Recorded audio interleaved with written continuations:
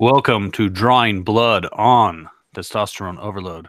I have four very talented young artists here, all ready to ply their trade, drawing some of the most legendary masked Mexican wrestlers in history. With me, as always, is your friendly neighborhood ninja. Now, don't tell us who you're drawing, ninja. Just tell us the other books you're working on, and let us guess at what you draw tonight. All right. The books that I am currently working on are Sportman Goes to Japan. I will be the colorist for that book.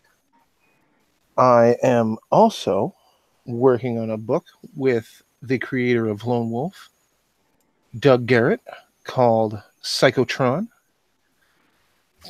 And also I'm doing a little something with his Lone Wolf anthology with my buddy Skinny Ninja. So that's what I'm currently working on, and as always, plenty of commissions. Up next, the second artist here this evening is also the producer of Drawing Blood. It is P.S. Melter. Yo, what's up, guys? We're ready to draw some really cool Mexican wrestlers, and I'm glad to be here tonight with all these great artists. Luchadores enmascarados. It's, luchadors in masks. That's what we're doing here. Up next, my main man from Malaysia is the mighty Mior Munir.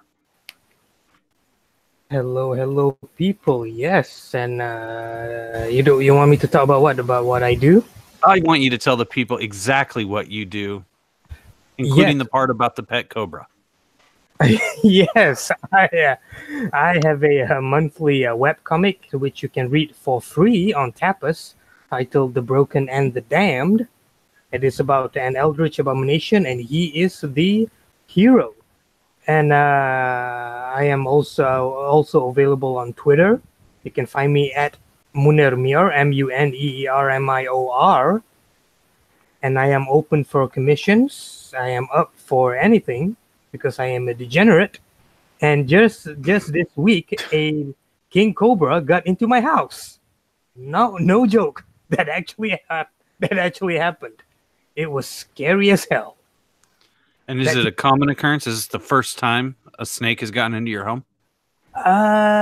It's tried to before, and I chased it off. Is it always a cobra you find yourself chasing? Yeah, usually cobra, yeah, because that's quite common here, unfortunately. Have you ever tried to charm it with like a flute? I think I would die if I tried that. I hear that it's not the music that charms the snake, it's actually the movement of the flute. Yeah, exactly, yeah. Last, but certainly not least, a man who actually has a wrestling comic book coming out later this year. He is the dreaded dinosaur. How's it going, everyone? Yeah, that's right. Roddy Piper, the Kilted Avenger. I am hard at work on it, trying to knock out pages as often as I can so I can get this in before my deadline. And let me ask you this, dreaded dinosaur, a.k.a. Eric Hodson, the very talented Eric Hodson, who has drawn at least 50 images of professional wrestlers that you can look at for free on his Facebook page. Tell them about your Facebook page. Yeah, just go to look for Eric Hodson Illustrations or Dreaded Dinosaur on Facebook. My Facebook page is there. There's a photo gallery that shows all the ones I've done. And I like to take classic comic books and mix and mash them with wrestling. So people seem to like them. Now, let me ask you this, Eric. How hard are Antarctic Press and IDW fighting each other behind the scenes to get their hands on Roddy Piper, the Kilted Avenger, so they can publish it? I've heard nothing of that whatsoever. Not the right answer. Gosh, I wish there was some people fighting. But yeah, we got a really good publisher, Mess Bucket Comics. And it's going to be great. I'm really excited for it. It's nice when you can get into a piece of work and you're like, man, I'm really enjoying doing this. I can't wait to see it done. Because sometimes when you try to do this stuff professionally, you get a job and it's drudgery and you just got to pull through it like, any other regular job. But this I'm really enjoying. That's good to hear. That's good to hear. Hello, Good Dog Press in the chat. I'm glad you're here. You should join us and draw. We have plenty of luchadores enmascarados available for you to draw if you so choose to. You've sent you the link on the Facebook there, Manny, from the awesome Good Dog Press. For anyone else who's watching, which I don't think anybody's watching yet. We're just getting started here. But when they play it back, go to Good Dog Press and click subscribe. Go to all these people and click subscribe.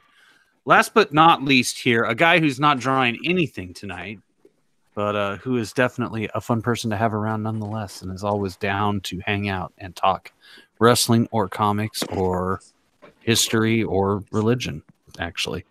A very world-traveled man. He is Slick Jimmy Love from the hit Indiegogo campaign, approaching $20,000 tonight. It is. Indeed, we are. It's going to happen. Doing? Let's have some fun. Draw some Mexican wrestlers. Yeah, go out and check out Little Girl Lethal. We're still in demands. Got about $149 left of $200. What's going on out there? What is all that noise? Oh, that's our another artist joining in, I guess. Whoa. Who joined? Jeremy. Jeremy. Did they give you the last name when you were born, Jeremy? Jeremy, are you wrestling difficulties? Too? That's Am I a wrestling fan? You sound like you're wrestling because all wrestling with the mic. racket. Yes, I am wrestling. I am new to this concept of filming and drawing, and so I'm kind of stupid when it comes to technology. Oh, so we'll get you caught up to speed very quickly. Okay, perfect. Are you a wrestling fan, Jeremy? I am. Oh, that's excellent to hear. Do you know anything about luchadores enmascarados? Very, not as much. That was not one of my. What wasn't one of the things that I kind of flocked towards when I got into wrestling. Okay, what did you flock towards, Jeremy? The big steroided guys. Okay, and who would be your favorite gassed up guys? On top of my head right now, Triple H. Okay. What about when you were a kid? So I got in like 98. Oh, good timing. So like right away, Triple H was like my favorite. But top three, him, Flair, and woo! God, I can't. It's probably Taker. Okay, very nice, Jeremy. Very nice. We're glad to have you here. So Thanks. everyone else I'm a big Triple H fan too. Nice. Do you know all the people here tonight, Jeremy? Did you miss all that? We just did the introductions, but we can do it again. I am aware of you. Do you know Eric Hodson, the dreaded dinosaur? He's doing the Roddy Piper Kilted Avenger comic book. Yeah, I've heard of the book. Yeah. Do you know Mior Munir? He's No. doing. He does a webcomic called "The Broken and the Damned." Did I get it right? Did I get it right, Mior? Yes. Excellent. P.S. Melter, I assume you know. He's the guy who actually came up with this idea to do Drawing Blood. Is that Breezes on Twitter? Yeah, that's me. Yes, awesome. Oh. Thanks for the link. I didn't know he had an alter ego on Twitter. Do you know Slick Jimmy Love from Little Girl Lethal, the Indiegogo campaign? I have heard Jimmy. Excellent. How you doing, man? What about your on? friendly neighborhood ninja, Jeremy? Do you know who that is? No, I do not. He's working on many books. Sporkman. Oh yeah. You added me on Twitter a couple of weeks ago, or like a week ago. Yeah. It's amazing how the world keeps us connected like this. Yes. So, Jeremy, do you need some help choosing a luchador? These gentlemen have already picked luchador. You know who you're going to draw. I know who I'm going to go with. Okay, don't tell us. You just start drawing. All right. And that way we can guess. I'm going to mute myself for a minute and then so I can get set up here. Okay, before you do that, Jeremy, tell us what you're working on when you're not here drawing professional wrestlers and watching Triple H oil himself up. Right now I'm kind of working on my own project right now that I'm going to be launching next month. Really? So I'll have some more details probably like within the next month. You're not prepared to talk about that at the moment? Not at the moment, no. Very interesting. Very interesting. Very secretive of you, Jeremy. I just haven't figured out a pitch yet, so I don't want to flub it up. Okay, well, if you need some help figuring out a pitch, Jeremy and I would be happy to help you. Or Thanks, man. Jimmy and I I'm sure would be happy to help you. Yeah, you guys have done pretty well from what I've seen. So Jimmy certainly I has. appreciate it. I'm done all right. Jimmy's going to buy a house off the 3rd issue of Little Girl Lethal, I'm telling you. Nice. Yeah. Just wait. Just wait. Okay, gentlemen. Well, I'm going to say, you know, I think these guys have already started. So, Jeremy, don't let me slow you down anymore. Ninja's drawing the Amazing Spider-Man swinging from a web. That's cool. Okay. We'll see if that's actually what it turns out to be. No guarantees. Melter, we have no clue what he's drawing. There's one thing we can guarantee from the angle of his camera, and that's that we need to get him some Head and Shoulders.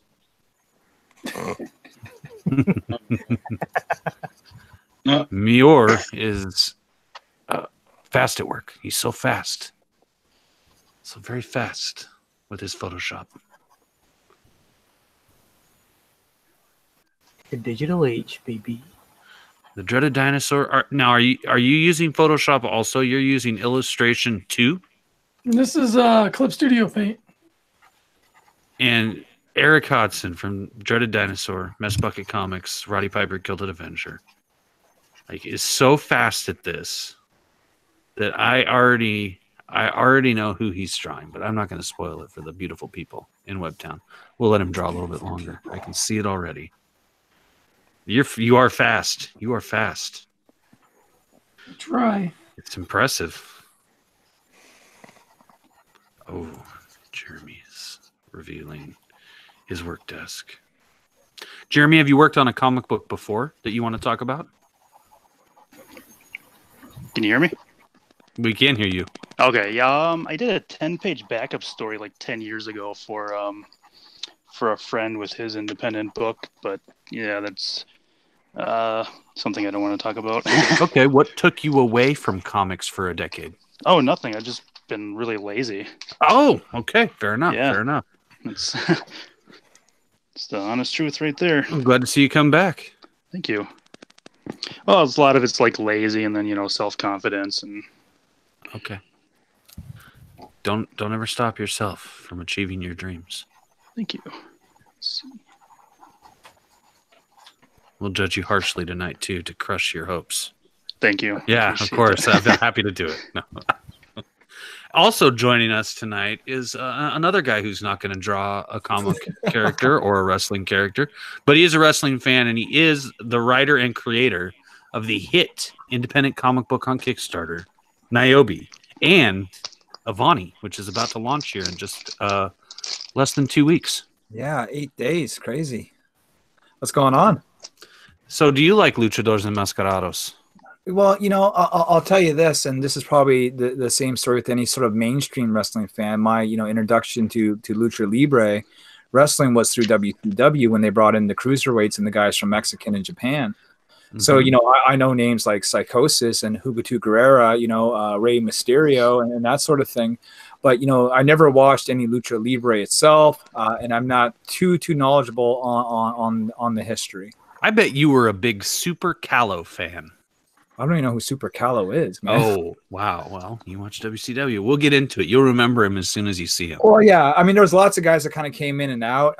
They definitely had a full roster of wrestlers, Kind of remember the main ones, And that's all that matters, isn't it?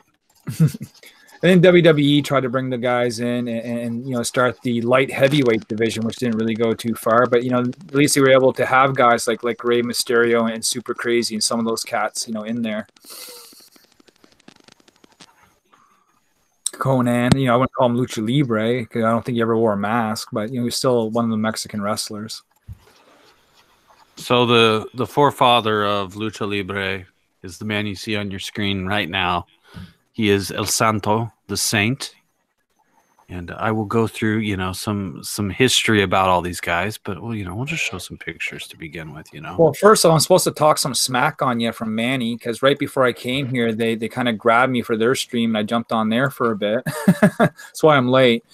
And so hello from Manny and Slick Jimmy. I got a message for you too. It's from Ignition. He wants you to add him to the Pleasure Dome. Ignition? Yeah, I don't know if he's just another name, but that's what I saw on the screen. Get tuned in. I'll get him in the pleasure drum if he wants. So Yeah. All right, Ignition. I don't know if am I following him? I don't Are know. you? He's over on Manny's stream right now if you want to see who he is. Yeah, he's pretty cool. He's a good artist. So, Yeah, I mean, he was drawing some real cool stuff there. I was watching them. Yeah, he just hosted the Drawn and Quartered Fan Edition the other week. is he at I don't know if Ignition? you watched that.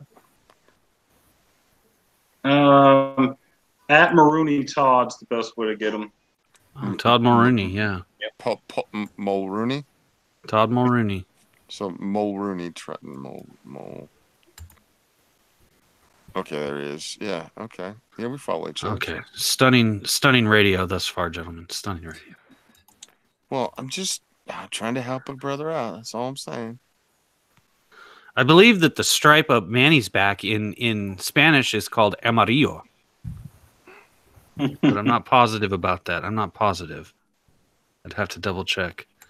So El Santo was the godfather of Lucha Libre, Mexican wrestling, but is known also just as well in Mexico for his acting skills. And he was the star of dozens of movies. This is a genre of film that most people are not familiar with in the States.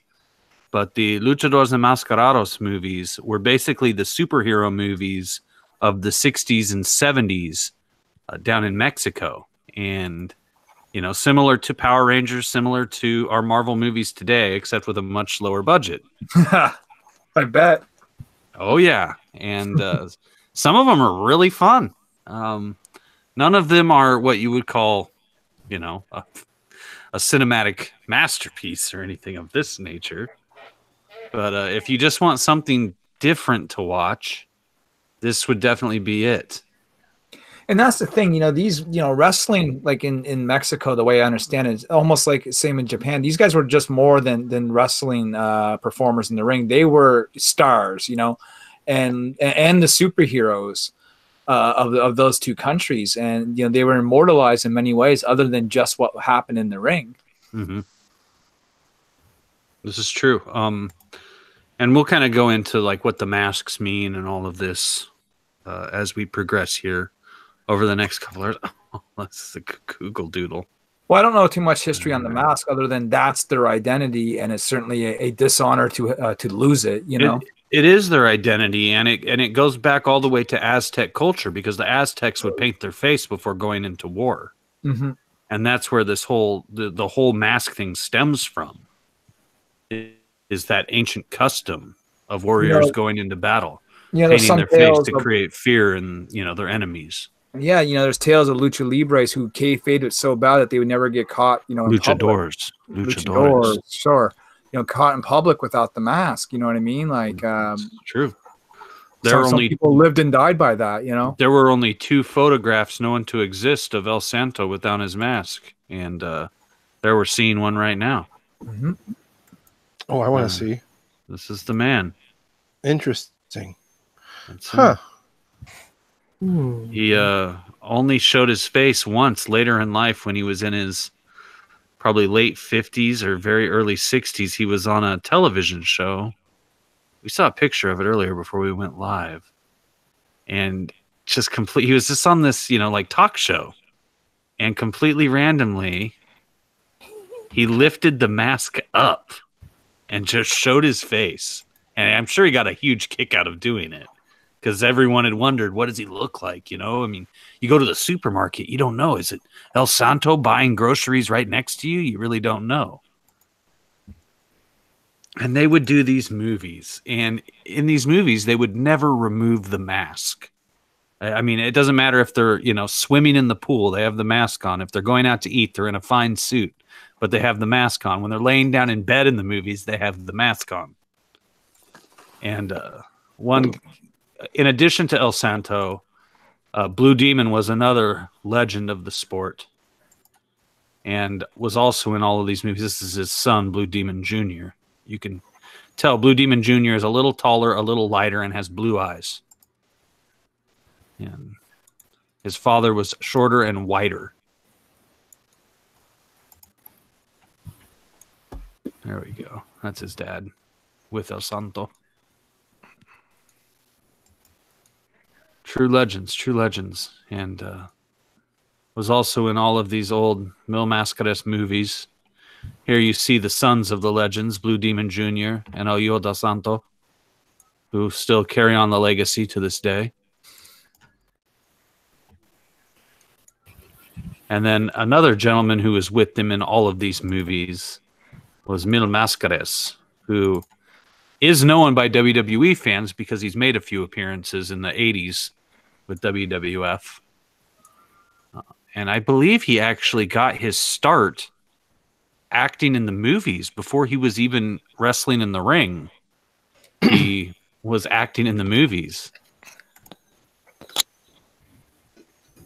And is still active today, I believe. Imagine that. He's probably been wrestling for 50 years now. He's like the Terry Funk of Mexico. Young Terry Funk. I wrestled Mil Mascaras in 1926. I think one of Terry's retirement matches was against Mil over in Japan. Mil Mascaras is legendary in Japan, too. How many retirement matches has that man gone through? Oh, my God, at least 100. Right? My favorite quote was New Jack said, "Congratulations on your retirement. Invite me to the next two."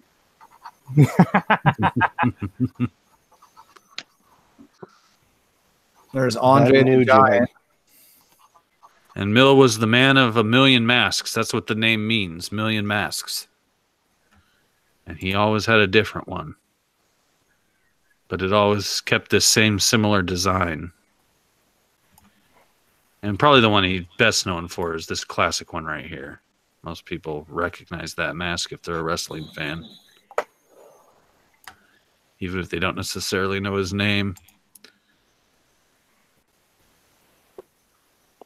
I believe Mil Mascaras was actually on the very first cover of Pro Wrestling Illustrated. This image here, unfortunately, this is Dusty Rhodes behind him. This is the first cover of Pro Wrestling Illustrated. It's too bad that image isn't here. And he has a brother named Dos Caras. And Dos was in some of the movies with him. Dos Caras means two faces. So he's a Batman villain?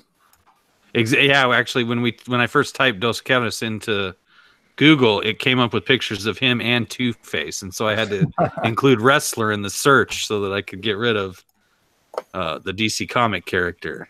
This is the son of Two-Face. Neat. And it's Alberto Del Rio's father, too, who most people know from WWE, Alberto Del Rio. His father is Dos Caras, if I'm not mistaken. Right? Yeah, I think so. And Alberto used to go on a mask before he went to WWE as well, which shocked the world when he went to WWE because of that, or at least the Lucha world.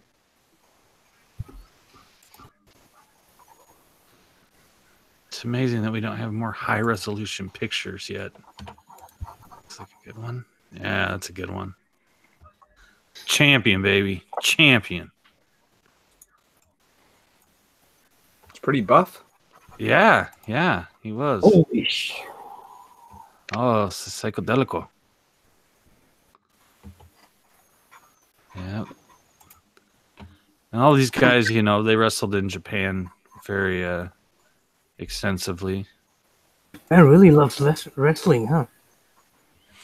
Yeah, heck yeah. Another good picture of the brothers together. And then some lesser-known wrestlers who are legends in Mexico, but a lot of American fans wouldn't know, would be like Hurricane Ramirez, who was also in a few movies. He was a star. So, I forgot to ask, what is our color limit this evening? There is no limit on the colors because these Mexican masked wrestlers are so colorful. I figured you are allowed to be just as colorful should you choose. Mm-hmm.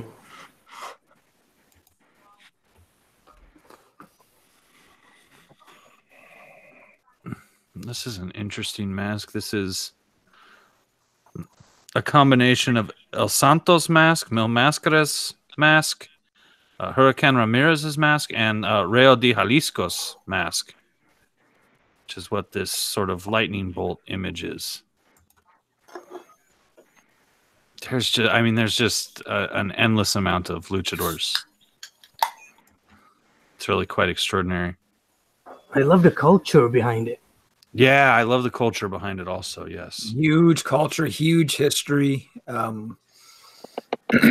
It's a way of life for a lot of people in Mexico, and they're heated fans. Like, I hear tales of going to events in Mexico, and trust me, they take it seriously, This is El Canek, who was a big bad villain for a period of time.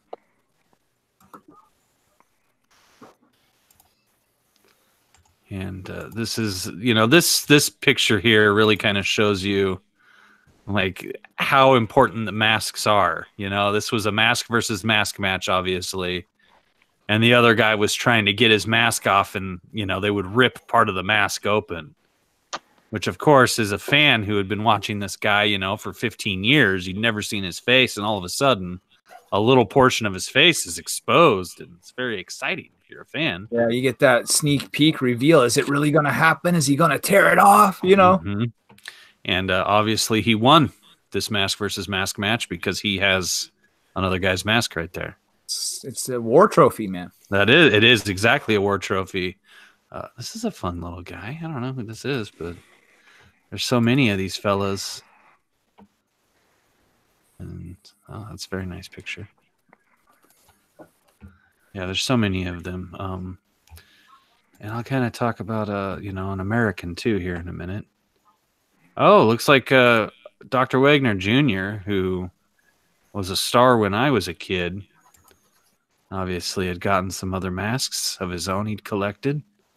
Looks like he finally lost his mask.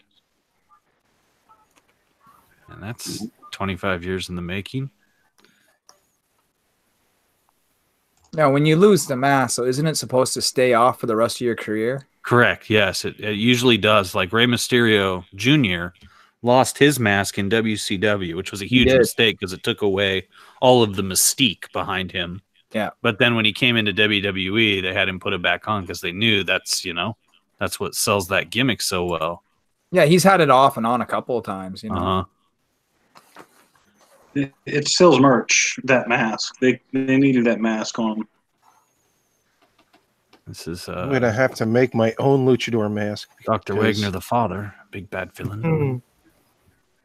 Being a masked wrestler would be the best. I agree. And if you do your costume right, you can be more than one wrestler. And then you get to, of course, Rey Mysterio Jr. There he is without his mask on. Yeah. Looks like a 12-year-old kid. Yeah, the first time he I saw him does. without the mask, that's exactly what I thought. I was like, holy fuck, look at him. He's so young, like. He still looks that way, too. I thought weird. it was a little girl. Oh, shit. Oh, I remember when he wore the horns, the filthy animals with Conan. Oh, my Yeah. gosh. I remember that. That was so dumb. I hated that. He's had a heck of a career, too. He really earned everything he's gotten. And Really he's did. still active in the E as of Yeah. today, That's right. Was he not at the Royal Rumble? Yeah, he was there. Yeah. Yeah. He doesn't wrestle quite as much as he used to, but that's understandable. The guy's got to be in his 50s. Easily. Oh, I think he's in his 40s. Oh, okay. Because that makes a big difference after wrestling as long as he has. Well, he's also a lot littler, and so the main wear and tear on his body has been to his knees, and I would say that is due to him packing an extra 10 or 15 pounds onto his body to get to be WWE status. He needed to bulk up, and I think that actually did him a world of disservice as far as his knees go, because he's had like 4 or 5 knee surgeries. Oh, I can't even tell you. These guys go through knees like we go through underpants. That's true. Man, you must have had very few underpants in your life.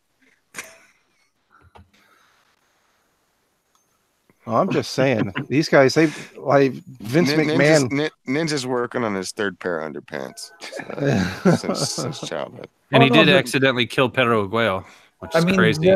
They're ran until they're broken, man, and that's the problem. You know, you're wrestling 250 fucking days a year, maybe more.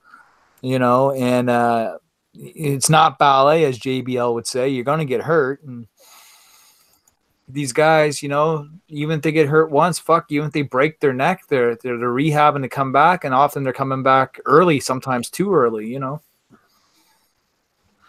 Watch those F-bombs there, Larry. Oh, sorry. I have to say, Rey Mysterio, though, I've always liked Rey Mysterio. Yeah, I've always liked Rey Mysterio, too. I was so disappointed when they went through WCW and Chris Jericho was, like, collecting masks. Ah, that bothered me. Oh, I loved it. Really? I loved it. Brilliant. Didn't he take off Huvitude's mask, or was it somebody else? He took everyone's mask in WCW, except for maybe No, he took everyone's masks. He got every single luchador's mask. Even Psychosis? Yup. Psychosis. Oof, my God, he is an ugly dude. Now, there's actually they're all pretty image. They're all pretty ugly. Rey Mysterio and Jushin Liger and Hiroshi Hase, but whatever. Probably undoubtedly the greatest. These are the two greatest light heavyweight, junior heavyweight, cruiserweights, whatever you want to call them, of all time, without a doubt. Japan's and Mexico's.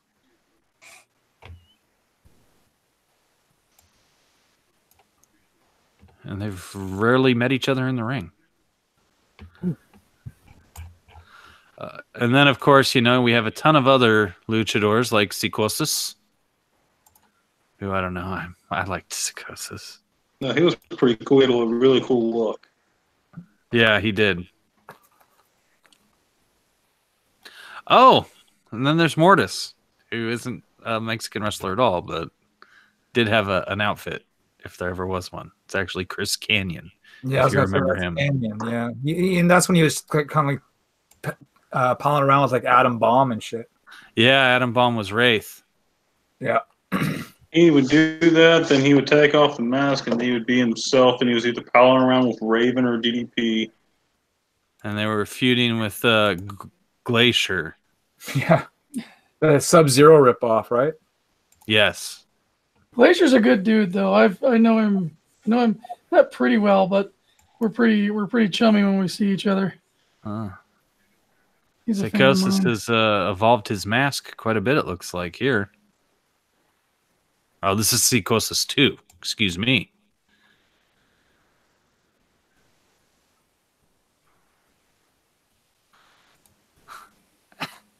The LWO. LWO, baby. There it is. It's Hector Garza. I can't remember this guy's name for the life of me. Yeah, I'm trying to think of who that is. La Parca. Damien 666. I wanted, first I was going to say Chavo, but he looks way too old to be Chavo. So, Nice. El Dandy. Oh, Dandy. I was a personal fan of just because his name was El Dandy. He was no Silver King, but that's okay.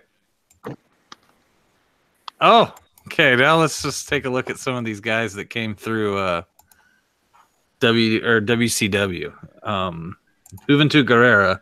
Yeah, probably the one that found the most fame outside of Ray and Psychosis. And he actually, I think, became more successful after he lost his mask. I would agree with that. Hoovy Juice. Yeah. The juice is loose. There's the original mask. That's when he first showed up. Yeah, I love Hoovy. Can you Hoovy imagine? was another guy that should have kept the mask on. Oh, he took it off? He lost it to Chris Jericho. Can you And then- imagine making it, having your entire career without anyone knowing your face? I mean, especially with how a lot of people want fame and want to be known, but these guys can go through this without anyone knowing their face. I think it's amazing. It shows dedication. Yeah, I mean, like, it allows you they- to go to the supermarket and not get bothered. I mean, Kiss the band, play kayfabe and hid their faces for years. So did Guar, and that was so that they wouldn't be identified out in public and and harassed and chased by tabloids and mobbed by fans. Do you guys remember this guy? This was Mr. Eguila, who wrestled in the WWF back in maybe 97, 98 when they first started the WWF light heavyweight title. And Taka Michinoku was the... Yeah. And then this guy, I thought he looked great. I loved the look. And it was like the only mask guy I remember them having in WWF. And they very quickly changed him to Papi Chulo. And Papi Chulo was actually the guy that Lita was brought in with. Oh yeah, S.A. Rios. S.A. Rios, yeah. He had like the worst finisher I've ever seen. I hated it. I don't remember it. That whole light division was built around Taka anyway, Yeah, I can't believe it wasn't built around Brian Christopher. To be honest. But I tried, but the belt died after it went straight to X-Pac, and then he got injured when he won the Cruiserweight belt, and they buried the belts during the invasion. and then there was Lizmark Jr., who was in WWF for a long time, but never really got much traction. I thought he was actually a pretty good little wrestler, too. Oh, I don't even remember this guy. Okay. Yeah, that's him. Made himself some good little money, though, I bet.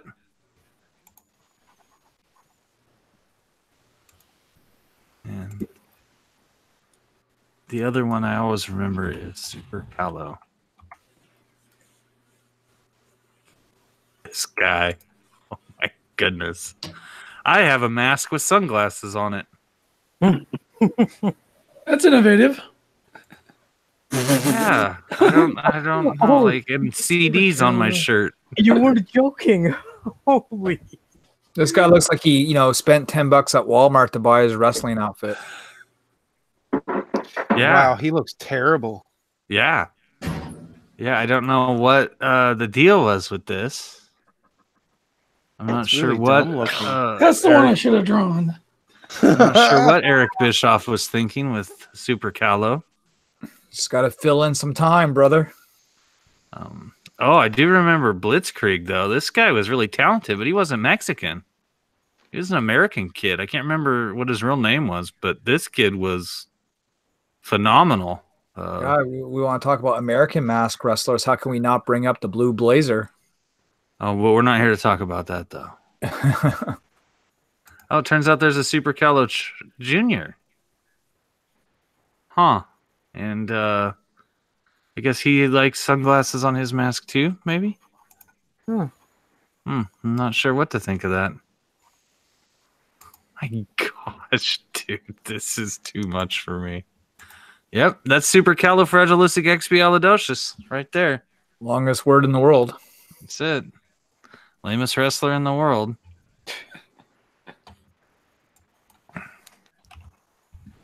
And of course, La Parca. Yep. Remember the Parka well.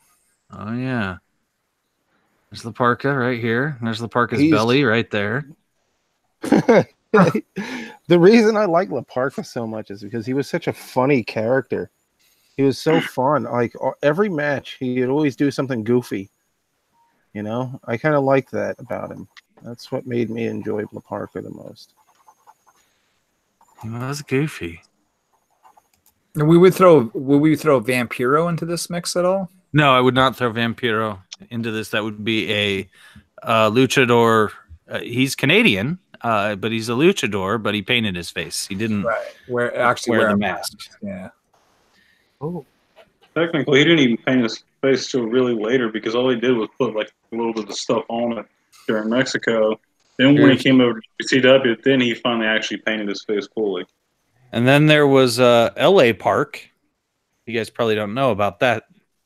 God, no, I have no idea about LA. So I can't remember what it was. I think La Parca left CMLL, and they introduced a character named LA Park because the owner of CMLL, I think it was, claimed that he owned the rights to the gimmick. And so La Parca was in AAA, and I don't know, a big mess. Big feud down there in Mexico. But yeah, pretty weird. That Theo. would even happen.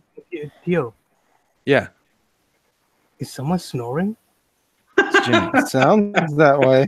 Jimmy's tired. Leave him alone. Oh shit! And then there was that time that DDP dressed up like La Parca. That was great. Yeah, that happened. And I don't remember any other. Let's just type WCW luchadors. Let's see what we come up with here. God dang El Dandy. Oh my gosh. Where's Silver King? He should be on here, but I guess not. Luchador means wrestling, right? Luchador means wrestler. Wrestler. Oh, okay. What does Libre means? Free. Lucha is wrestle. Free is Libre is free. Free wrestling, Freestyle like freestyle wrestling, wrestling, essentially. Oh, is that liber like liberty? Oh, okay. Oh, now I get it. Now I get it. There's Vampiro. Free form wrestling. Oh, Oh, there it is. I like the name. So, and then, nowadays we have Lucha Underground on El Rey. And that is probably best known for being the home of Pentagon Jr., who is really scary looking. One of these days, I'm actually going to have to watch an episode of Lucha Underground. I hear it's a lot like a soap opera. Yeah, it is. It's not bad. At least, I haven't watched it in a couple years, but it's not bad. It was probably the best show on until New Japan got a show. I think New Japan could just use a little bit more drama, and maybe never let Kenny Omega talk on the mic. That might also help. He doesn't know how to talk at all. But yeah, Pentagon Jr.'s really got something unique going with he's got the terrifying mask, but then he uses the face paint and the contacts to really seal the deal and make it really, really spooky for the kids. Even when he's just, in a well-lit arena, he still looks scary. Mm-hmm. So, Oh, wow. That there almost has like an Iron Maiden vibe to it, Yeah. Like that yellow one you were just showing almost has that Eddie from Iron Maiden look. Jimmy agrees. Yeah. Jimmy's tired. He's sleeping now. He ain't the only one, man. I'm pretty tired too. I won't be on for the entire stream. I just kind of come on to hang out for a bit and say hello. Well, it's We far see how it is. snacks all the time. Mike Marab in the chat saying Spider. He was a real life friend of Eddie. Is that another? Oh, really? I'm good. Well, I was up till about 8 a.m. talking with John, and then when I finally got off with John, I went to bed for a couple hours, and I had to get up early, and I've been up since I maybe got 3 hours sleep, and then boom, I was off to the comic shop, and I had to fool around there, and then ran Dungeons and Dragons, and then I got home, then I had to answer a bunch of messages, and I haven't even taken off my jacket yet since walking in the house, Oh, Dag. Mhm. Busy body. Apparently. So let's take a look and see what everybody's drawing here. Oh, boom. Ninja is drawing La Parca. And here's what we're going to do. We're going to kick Slick Jimmy out because he's snoring. Oh, no. Yeah, you are. I'm I love listening. that. are you okay, Jimmy? Yeah, I'm listening. You ready to go to bed? No. Then why are you snoring? Were you just resting your nose? All right, Look. smart ass. Jimmy, if you're tired, go rest, man. I'm Don't. always tired. I live in this perpetual state of tired, but I'm here. Okay. Melter, tilt your head back so we can see what you're drawing for a second. Oh, Psychosis. There he is. Mior is fast at work on something. Blue Demon is about to show Nosferatu a wall of pain. Oh, Blue Demon versus Count Orlok. I like it. Yeah. And Next young time they're Jeremy. picking up Cthulhu or something. Is Jeremy drawing La Parca or Pentagon Jr.? I am drawing La Parca. Ooh, we've got dueling La Parcas tonight. Very Where's interesting. he drawing L.A. Park? Ooh, very good question. Who's the real Parker? Or is it DDP? Gosh. And then I go to Eric Hodson, the dreaded dinosaur from Roddy Piper, the Kilted Avenger. And there we have Pentagon loving Jr. He's so fast. How long did it take you to get this fast, Eric? How many years did you have to draw before you were just smoking through it like this? 25. That's a great answer. So for all you kids out there, don't worry. As soon as you get in your late 30s, you're going to be very fast. It took me a while to get that. Okay, now I get it. Oh, man. Well, that looks great. Wow, all these look great. We're going to hang on that one for a minute, and I'm going to check the chat. See what's going on in here.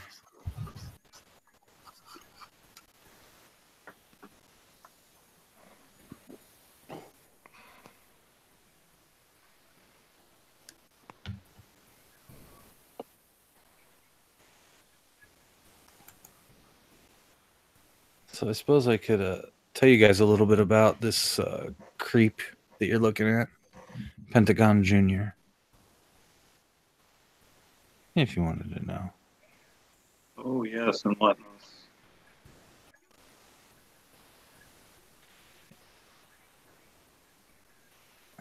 Else, dude. I mean, I don't know anything about wrestling. It will be nice. Ray Phoenix is his brother, and Ikaro, another wrestler, is also his brother. But not much is known about him privately, including what his real name is.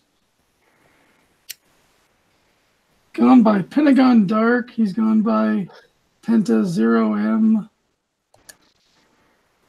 He's had the same reasons La Parca has gone by L.A. Park. Had some kind of issue with, the promotions where they owned his name, so he kept changing it just because of that. Oh, so he doesn't own the rights to his own stage name? No. So that's why he went from Pentagon Junior to Pentagon Dark, Pentagon Black, and et cetera, Pentagon Zero. I think he's gotten it okayed when he's in TNA or Impact, but when he does Lucha Underground, he has to change his name. Some kind of problem. That sucks. He still looks the same. That's interesting. I had just assumed that he was Pentagon's kid.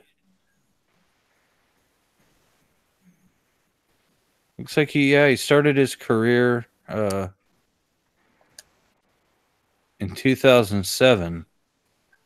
But his first verified match was April 9th, 2008. And he spent the majority of his career thus far working for AAA, which is one of the two big lucha companies in Mexico. And then in 2014 started appearing on Lucha Underground, which is the American television series on Robert Rodriguez's cable channel El Rey, and is really loved amongst wrestling fans. That show is really, really loved. Looks like he's also done some work for Pro Wrestling Guerrilla a little bit. and been around the independent scene. Oh, just started wrestling for Impact Wrestling here in 2018. And we'll see how that treats him. He's won the belt already.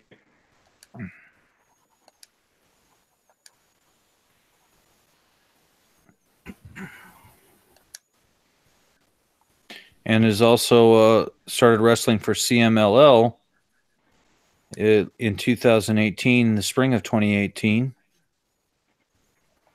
He's been an Impact Wrestling World Champ, really, and the World Tag Champ. Currently the World Tag Champ with Phoenix. I did not know that. AAA Latin American Champion, AAA Mixed Tag Champ with Sexy Star, AAA World Tag Champ, and won the Rey de Reyes tournament, the King of Kings tournament in 2016. Lucha Underground Gift of the Gods Champion 1 time, Lucha Underground Champion 2 times, and was the winner of Aztec Warfare 4. Was also an it's the current MLW World Tag Champion and the current Mexican Independent Circuit Strong Style Champion. Jeez, dude, he's been around. PWG Tag Team Champion with his brother Ray Phoenix. PWI ranked him last year as the 30th top wrestler of the PWI 500. So 30th greatest wrestler in the world as of right now. Good for him. Definitely good for him.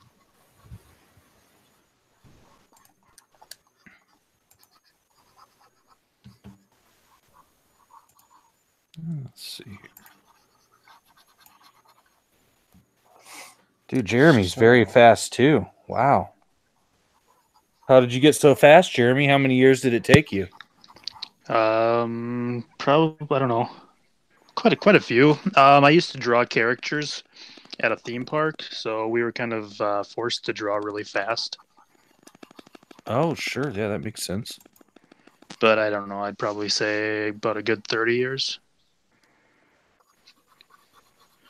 So I'm 35. I've been drawing since I've been about 5.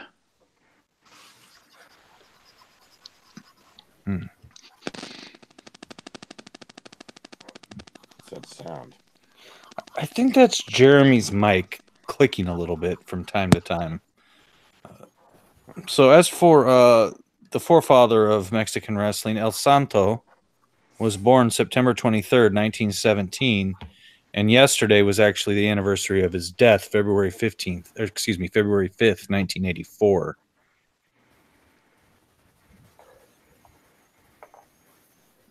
He is referred to consistently as one of the greatest legends in Mexican sports. And let's see what I can find out about him here from his Wikipedia page.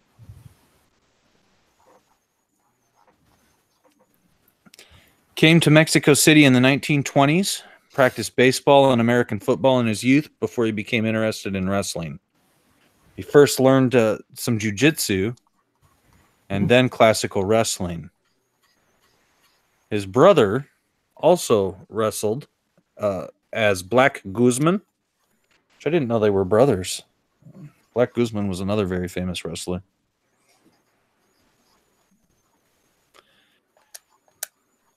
Accounts vary as to exactly when and where he first wrestled competitively.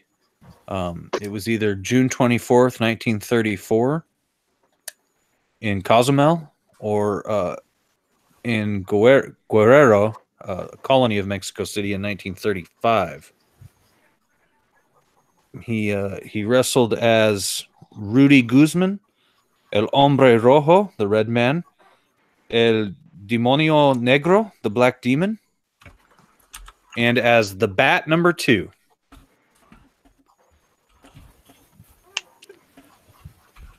But in the early 40s, he married his wife, and they had 10 children. Whoa. Whoa. And good Catholics, I'm sure. In 1942, his manager was putting together a new team of wrestlers all dressed in silver and wanted Rodolfo. His real name was Rodolfo Guzman Huerta. and he wanted Rodolfo to join the stable he was putting together, and suggested the names El Santo, El Diablo, or El Angel. So the saint, the devil, or the angel. And Rodolfo chose the saint. On June 26th of 1942, at 24 years old, he entered Arena Mexico for the first time as El Santo, and quickly found his fame and his style.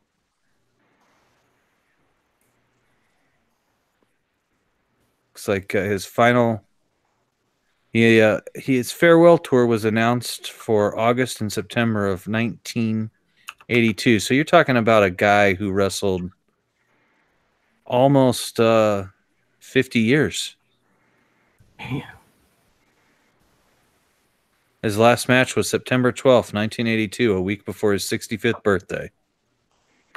He teamed with Gory Guerrero, who was Eddie Guerrero's father, to take on Hurricane Ramirez and El Solitario. Oh, no, excuse me. They teamed in an 8-man tag match with Hurricane Ramirez and El Solitario to take on Pero Aguayo, El Sino, Negro Navarro, and El Texano. Of course, true to the legend of El Santo, he won his last match and retired as the hero he was. That's how you do it. Can you imagine doing that in your 60s? Strength that these guys have. Crazy. Sure does.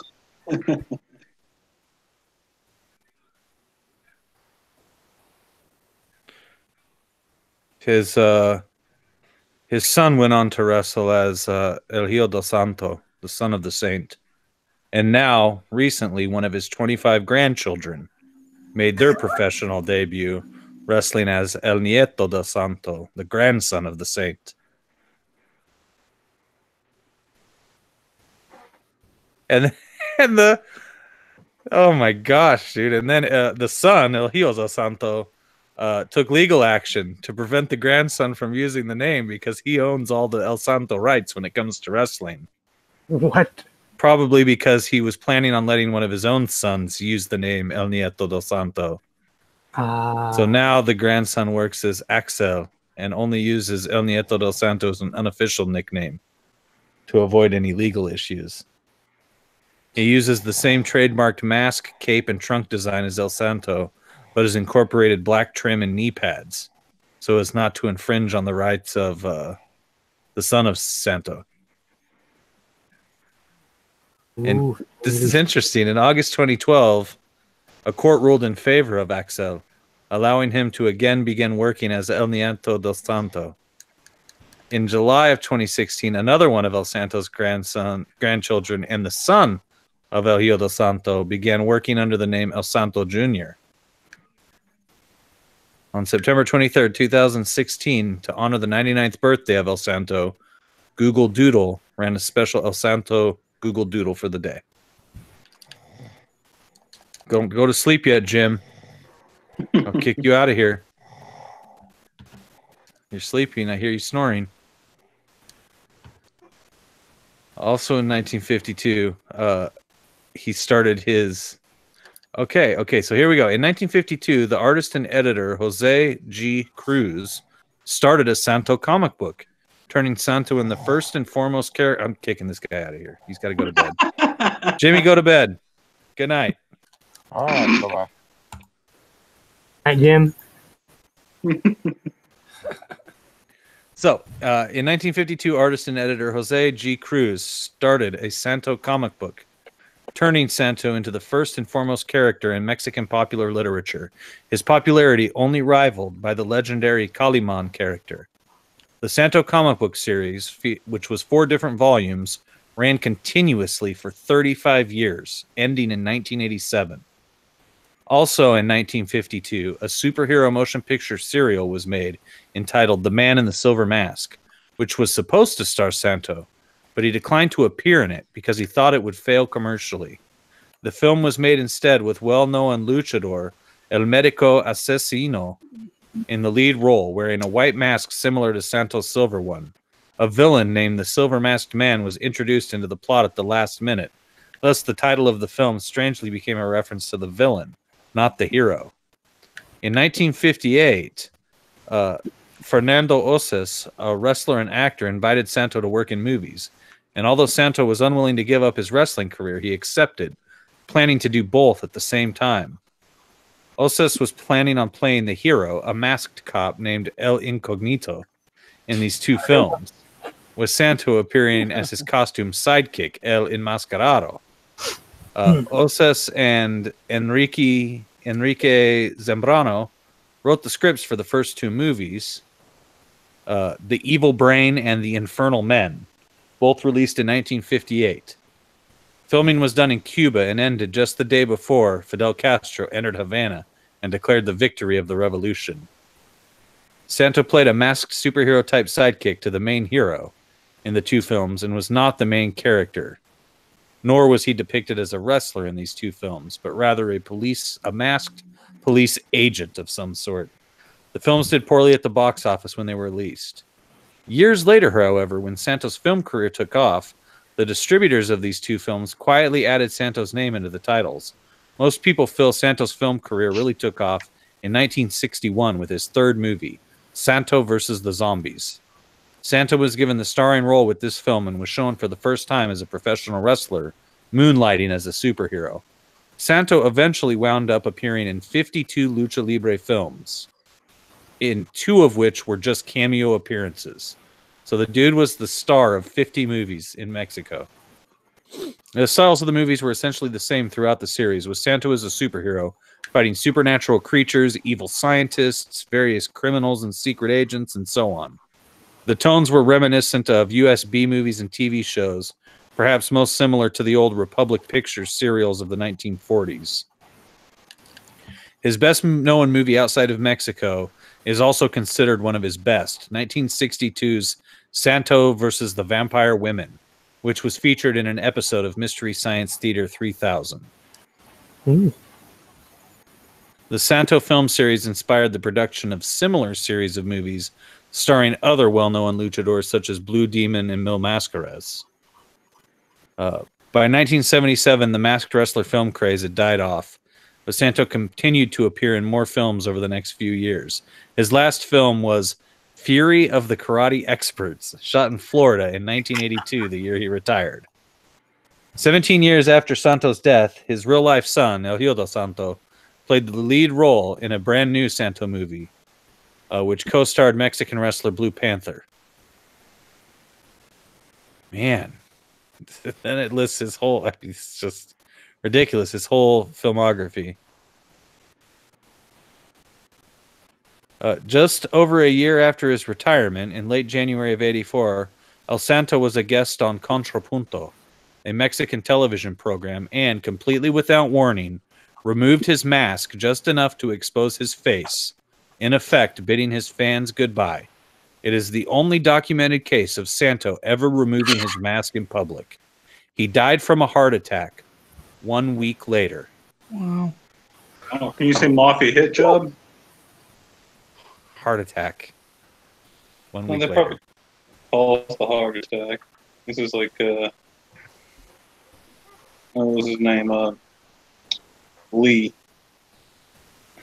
He was a mainstay in EMLL, where he was a Mexican national light heavyweight champion, a 4-time middleweight champion, a 2-time welterweight champion, a 2-time tag team champion, an NWA world middleweight champion, and a 2-time NWA world welterweight champion. He was inducted into the Professional Wrestling Hall of Fame in 2013 and the WWE Hall of Fame in 2018.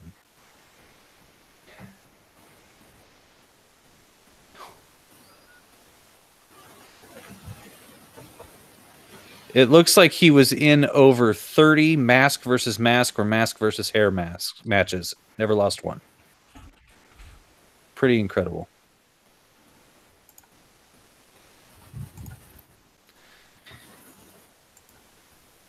Let's see what's going on in that chat real quick. Nothing.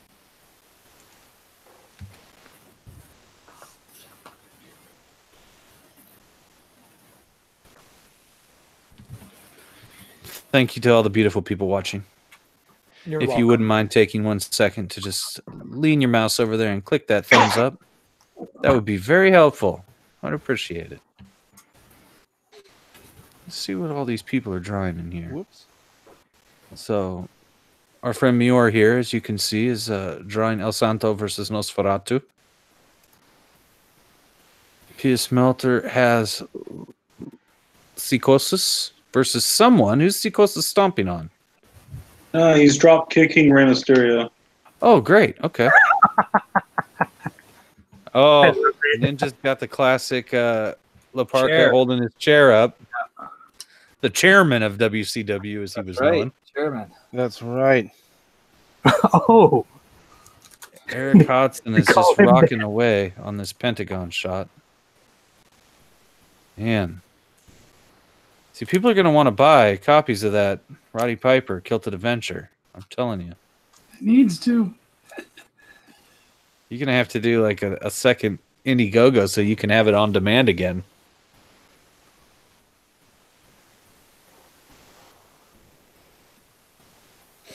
Well, we're hoping to get an ash can done for New York Comic Con Oh, cool. with it'll basically be the first 22 pages and have a different cover on it. It'll be featuring Hacksaw. Oh. Oh, cool. So you worked with the with Piper's family? Indirectly, we went through Pro Wrestling Tees. It's all kind of their deal. So they handled all the licensing and stuff. He was one of my favorites. He gave me a hug one time. Oh, that's awesome. I never got to meet him. That's one of my big losses. He's the original rebel, man. I loved it when he was doing like a Piper's Pit and Stone Cold came out and Piper's like, "Look, I've been doing this when you were in diapers." You know. I was at that WrestleMania where that happened. Yeah, and then Carlito came out and then they kind of kicked crap out of him. Yep. Yeah. It was good stuff.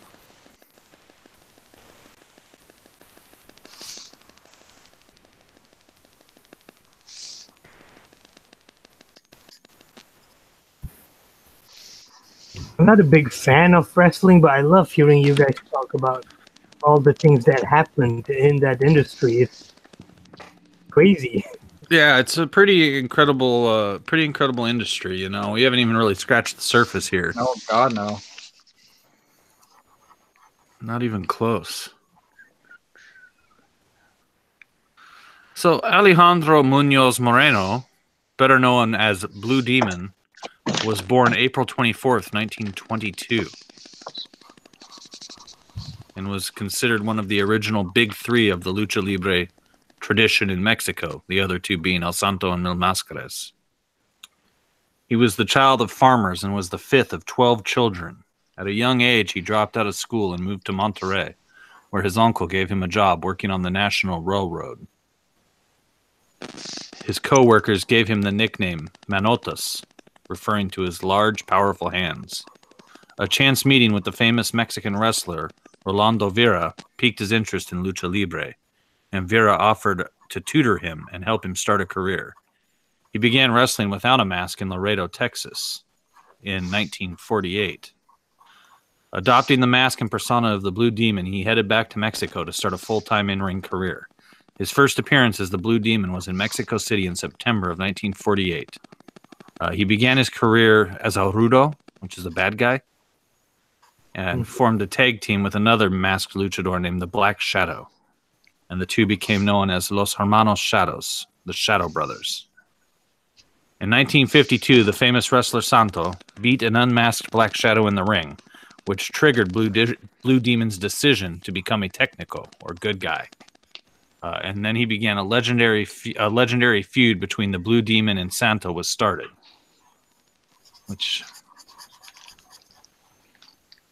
The storyline feud between the two culminated with Blue Demon defeating El Santo in a well-publicized series of matches in 52 and 53. Blue won the NWA World Welterweight Championship from Santo and held it until 1958. Held that belt for 5 years. The rivalry never entirely abated in later years, although they co-starred over the years in a number of Mexican horror films, since Santo always remembered his defeat at the Blue Demon's hands. During the 60s, one of his biggest rivals was El Rejo de Jalisco. In 1988, the year he retired, Blue Demon defeated Jalisco in a mask versus mask match, taking the mask of another of Mexico's wrestling legends. Blue Demon retired in 1989, aged 67, at the Monterrey Arena, where he appeared in a final match, teaming up with his adoptive son, Blue Demon Jr. He first appeared in cameos in a couple of luchador films, released in 61 and 62, The Killers of Lucha Libre and Fury in the Ring, in which he was one of several wrestlers more or less in the background. But in 1964, Enrique Vergara, the producer of the then-successful Santo movies, decided to diversify by allowing the 42-year-old Blue Demon to star in a series of luchador films of his own. The plots of the Blue Demon films are thought to be entirely similar to those of Santo's films. Santo was asking for a salary increase at the time, and Vergara wanted to cultivate a second movie star. From 1964 to 1977, the Blue Demon starred in a total of 25 action, horror, and science fiction films. Of those 25 films, Santo co-starred with him in 9 of them. In 3 of his films, Blue Demon starred as the leader of a squadron of masked superheroes known as Los Campeones Justicieros, which are the champions of justice. And that's actually like one of the really good films. The Champions of Justice is pretty good for being a crappy B movie. Members in the Champions included legendary figures such as Blue Demon, Mil Máscaras, Tinieblas, Real de Jalisco, and a few others. In 1989, Blue Demon was the subject of a feature-length Mexican documentary entitled Blue Demon, the Champion, which I have never seen. He died just before noon on Saturday, December 16th, 2000, suffering a fatal heart attack on a park bench near a subway kiosk while on his way home from his regular morning training session at the Blue Demon Institute of Athletics, where he taught others his fighting skills. Although an attempt was made to get him to a hospital, he was unable to be revived. He was 78 years old. Blue Demon was buried wearing his trademark blue mask, the mask he never removed in public, as he always kept his true identity a secret. Amen. That's all I can say.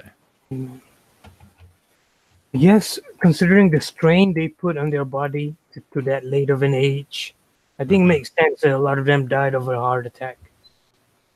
Yeah, I mean, it's kind of interesting how early a lot of American wrestlers die, though. I think it's the rampant drug use in America. You don't see it down in Mexico.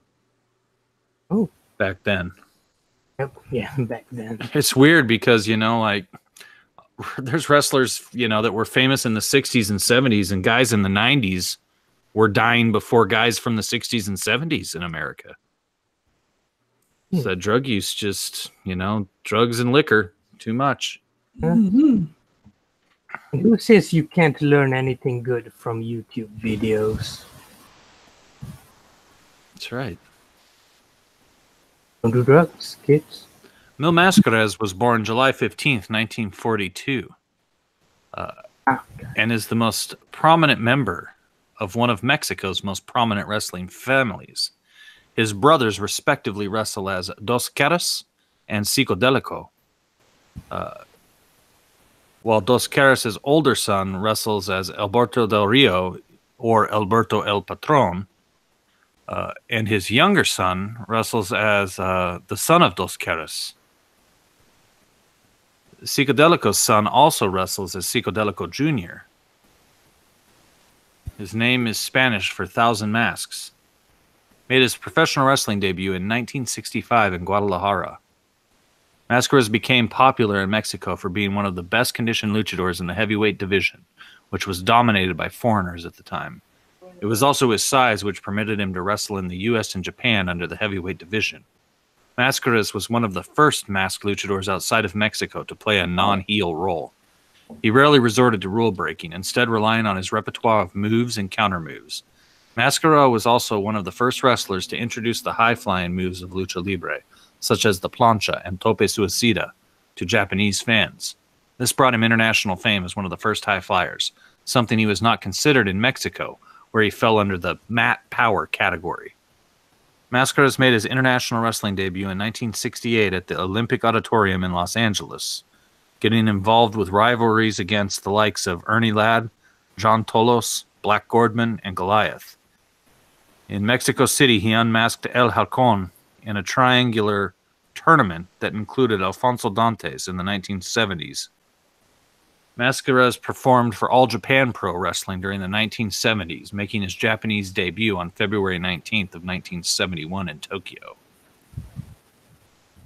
He also wrestled in World Championship Wrestling in America and World Wrestling Council in Puerto Rico, as well as appearances in the WWF, including several times wrestling against in Madison Square Garden after a ban on masked wrestlers was lifted just for him. They used to have a ban on masked wrestlers in New York. Can you believe that?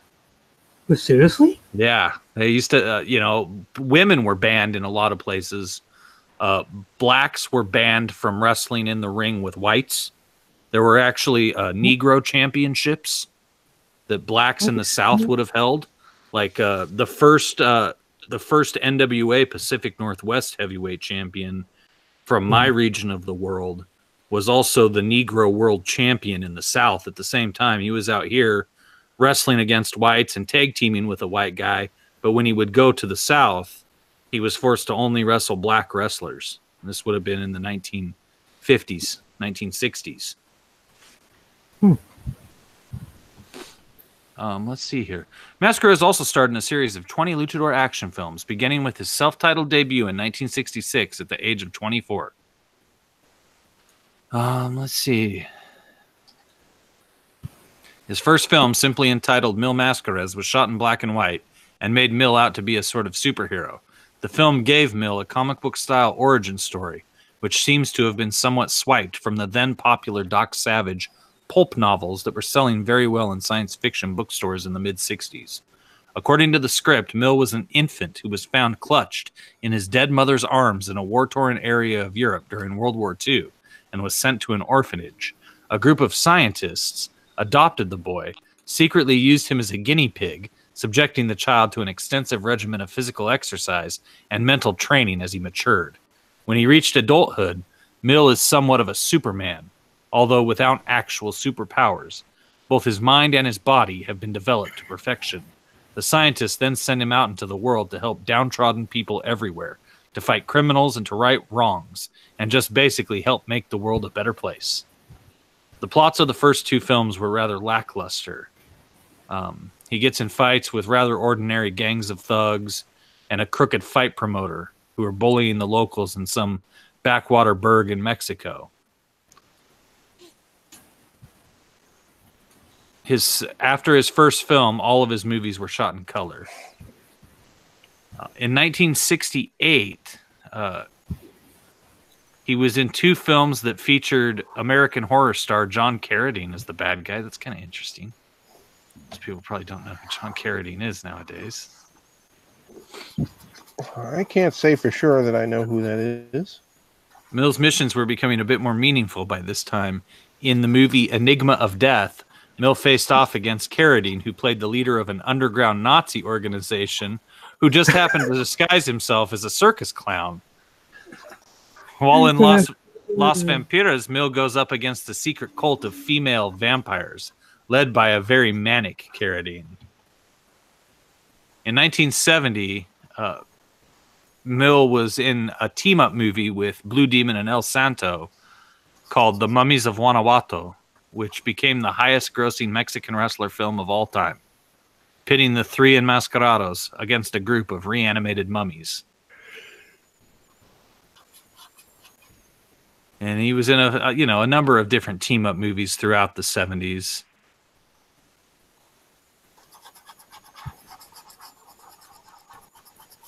His film career lay dormant after 1990 for 17 years, but he more recently resumed appearing in movies.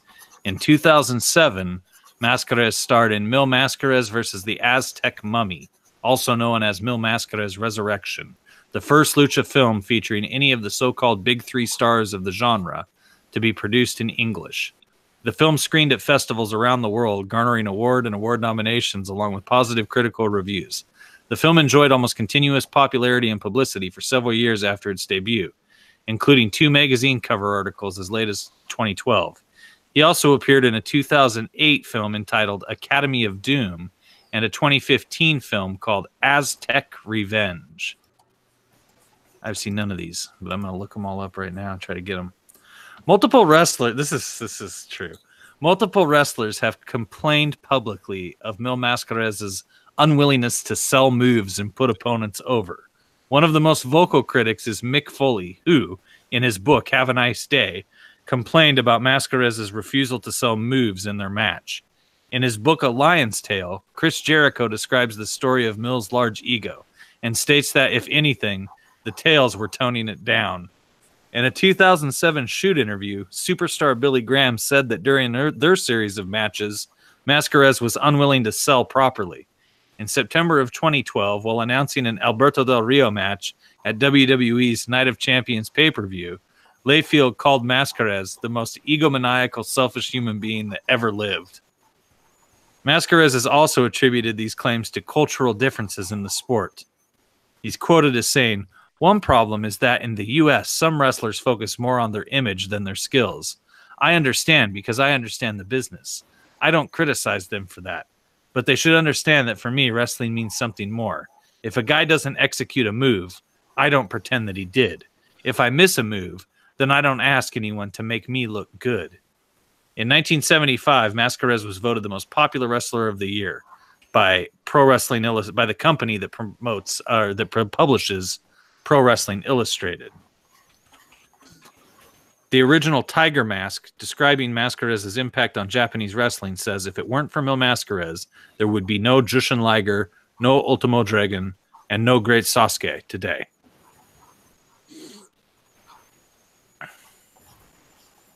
Hey there, Crypto. I got to take off. My artist is messaging me. He wants to talk about the pages. So all right, good luck with that, brother. And yeah, just thanks for having me on. And I can't wait to see these drawings when they're done. You know, they look pretty cool, man. Okay, have a good night. We'll talk to you soon. All right, see you, brother. Hey, dude. Hey. So Mil held a ton of titles in America, in Mexico, in Japan. He is a WWE Hall of Famer, class of 2012, and in the Pro Wrestling Hall of Fame in 2010, and was voted most popular wrestler of the year by the magazine that would become PWI in 1975. Quite popular. And we don't have to go through all these other guys. You know, we talk about a ton of them. But I know you guys want to know about La Parka. I know he's your favorite. Oh, yes. So I'll look it up. Oh, La Parka. I'm surprised that 2 people were willing to draw La Parka. I would not have chosen that myself. Well, obviously, you don't know what good masked wrestling is, what looks like, you know.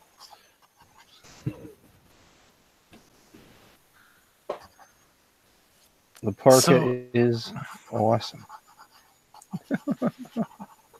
Born November 14th, 1965, and best known as La Parka, he was forced to change his ring name from La Parka to L.A. Park in early 2003 when AAA owner Antonio Peña asserted his copyright claims to the La Parka character, barring the man who plays him from using the name as he promoted his own La Parka. Tapia, La Parka's worked for every major and multiple minor wrestling promotions in Mexico, as well as wrestling in Japan. His uncle originally wrestled as Volador, but later changed his character to Super Parka after La Parka gained worldwide fame. That's interesting. He started wrestling at the age of 16 in 1982. Whoa.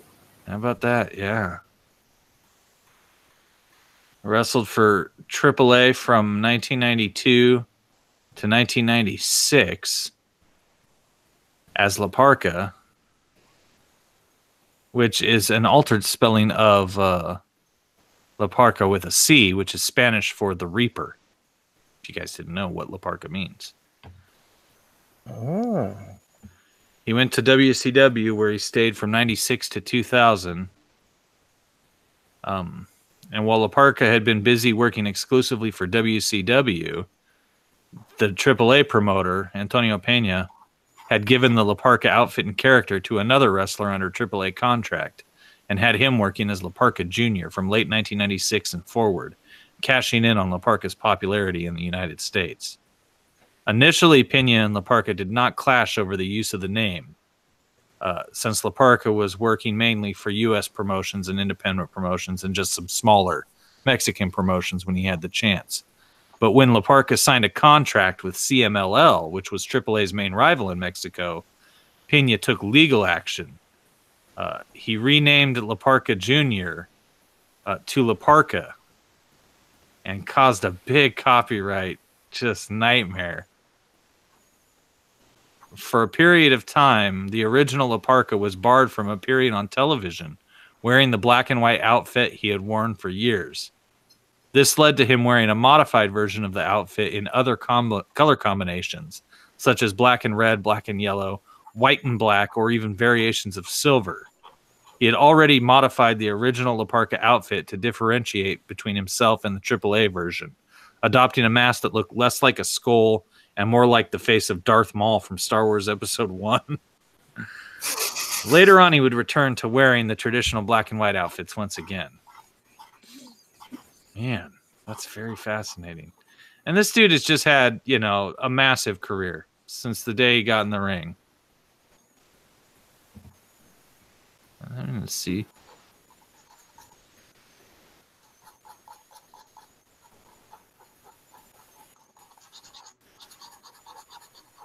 And held, I mean, just a ton of titles.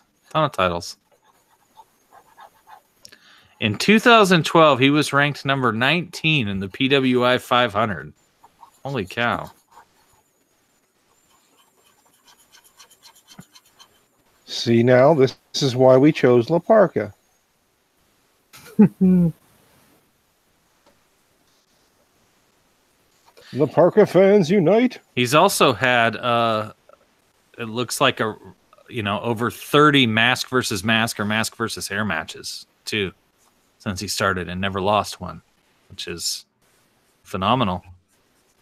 Yeah, definitely a guy that's probably going to end up in a Hall of Fame someday. I don't know about the WWE one, but probably the Pro Wrestling Hall of Fame. How long did he wrestle in WWE? He wasn't in WWE. Yeah, I don't think he was actually well, but they induct everybody, you know. It doesn't matter anymore. Dave Meltzer put him in the Wrestling Observer Newsletter Hall of Fame in 2018. Interesting.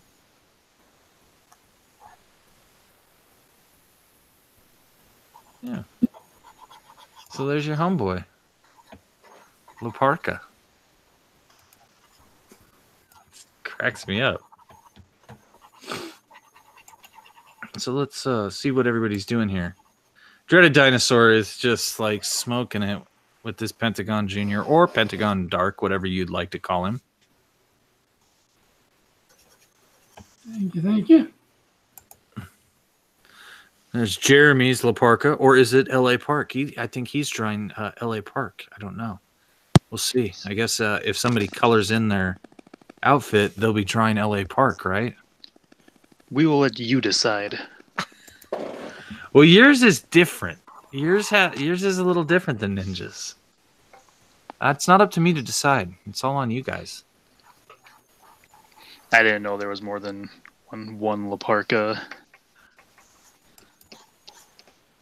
Yours kind of looks more like the Darth Maul. So I think you're drawing L.A. Park, Jeremy. Yeah, I'm kind of guilty with that one. I think that was like the appeal to me when I first saw La Parca back in the day, because I was a Star Wars fan. and I automatically recognized the mask design. Okay. So same thing when like Gold Dust came out with the face paint a couple of years ago. Him having the Darth Maul design on for the pattern. You're very fast, also. And I have to inform you, gentlemen.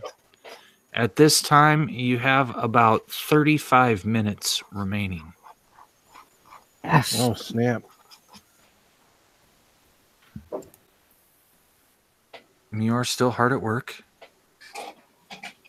Just putting the black shading, and then I'll just move the colors, and then we can watch Blue Demon beat the crap out of Nosferatu.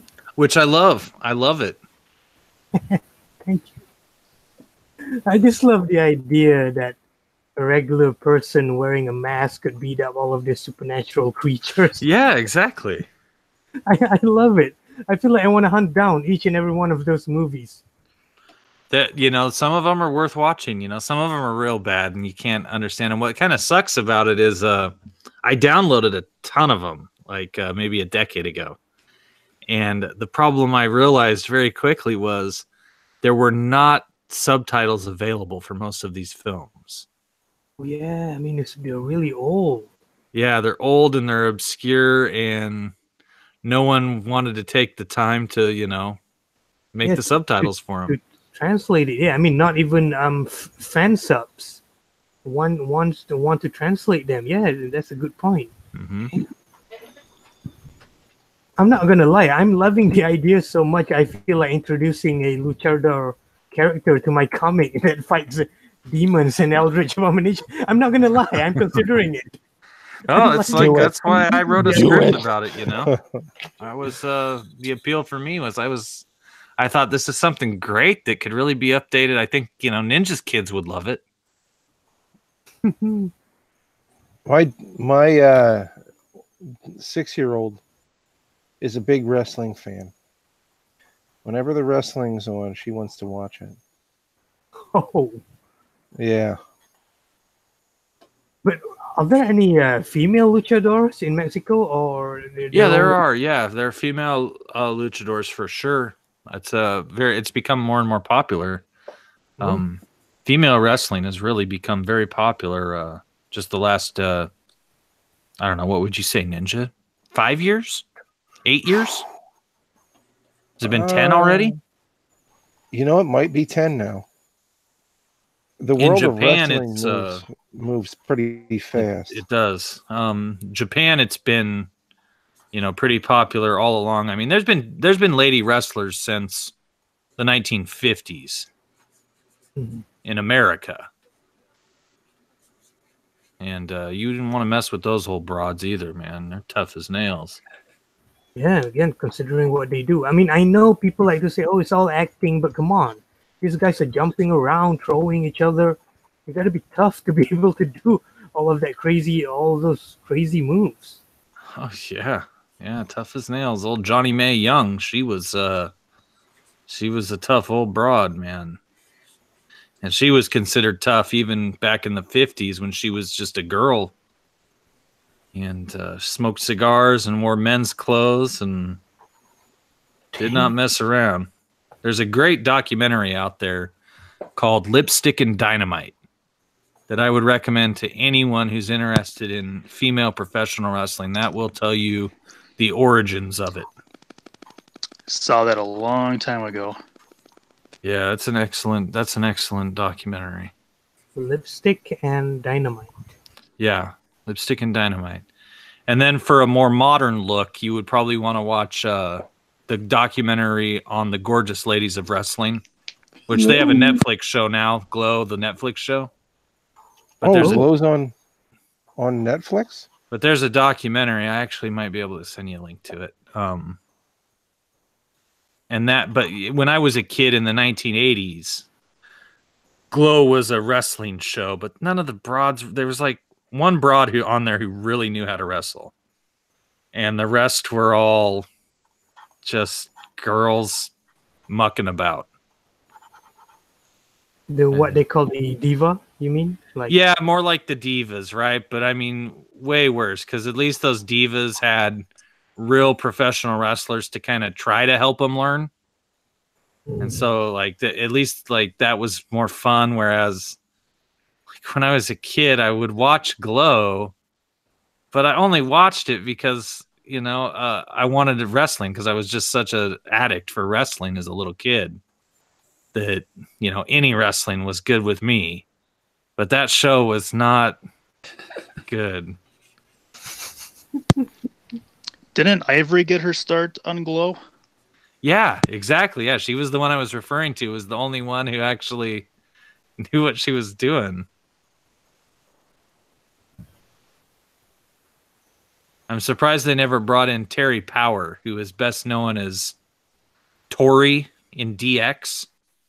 If you remember her, the girl who was in the relationship with Kane. And then later X-Pac. And then later X-Pac stole her away. Yep. She was a favorite of mine. Yeah, she actually got her start here in Portland as a valet for the Grappler, I believe, named Taylor Made Medina. I have quite a bit of footage. I have quite a bit of footage of her that I haven't put up yet.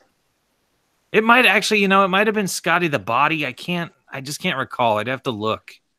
It just doesn't seem like she's that old, but I guess she is. She is pretty. Yeah, she's up there now. She actually lives here in Portland. I believe she owns a yoga studio here in Portland. Neat. Ooh.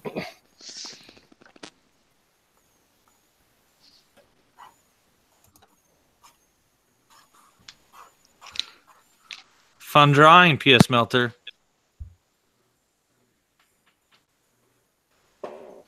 Thanks. It's not my favorite I've done, but I don't know. I guess I wasn't digging the whole Lucha stuff as much as some of the other stuff we've done in the past.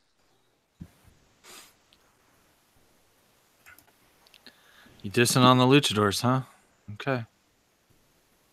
I like Lucha Underground, but I don't know. How dare you, sir? The chairman has something to say about that. I want to say to Javio in the chat, yes, Mr. Wrestling 1 and 2 are dope. The Destroyer Dick Beyer is the best. You can actually listen to a great interview that myself and Bruce Hart of Stampede Wrestling fame conducted with Dick Beyer. Oh, it's been a couple years ago, but it's right here. It's in the Shoot Interviews on Heartbeat Radio playlist. I would really recommend it. It's one of the best interviews we've done. And I really got deep with Dick. Yeah, that didn't sound right. I really sorry. I really went into Mr. Byers' history, and because he wrestled here in Portland too when he wasn't over in Japan and he wasn't with Vern Gagne. He had a run here in Portland for a while, which is awesome. Just ask me. I'm so going back I will, and down the video just so I could just put that in the loop. I got Dick. And Anonymous, yes, did you ever get my email? That's my other question for my friend Anonymous, yes, in the chat. I left it on one of your videos, but I deleted it a couple days later because I didn't want to leave it out there for the world. Because I would love to transfer any Portland wrestling tapes you have to DVD. That would be super exciting for me. Especially if you tape those tapes yourself. Those are the hard ones to find. I think I have pretty much every collection that's available online at this point. There might be a few I don't have, but to find people from the Portland area, it would be really awesome. I can attest to the content on Testosterone Overload's channel here. It is fantastic. I'm telling you, you like some good classic wrestling, go check that out. You just sit back and freaking let it play and just enjoy the interviews, the matches. Yeah, it's good stuff.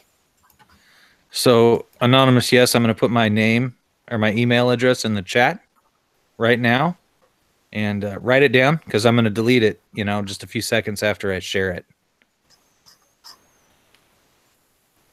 You can send a private message through YouTube, right?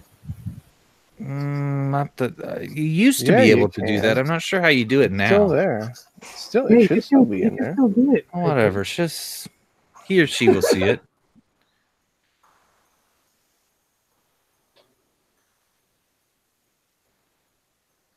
So write that email address down because I'm going to delete it.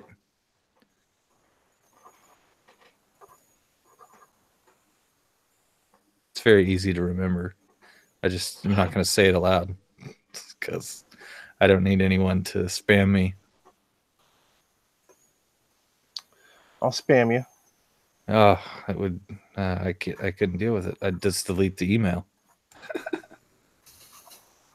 I'm gonna send you like 10 emails this week. Oh yeah, Anonymous. Yes, yeah. I will totally transcode those to DVD and put them online so everyone can watch them and remember the glory days. And then I will even send you the tapes back. I have a fantastic reputation. If you're on Facebook, it'd be really easy for us to communicate through the Portland Wrestling page.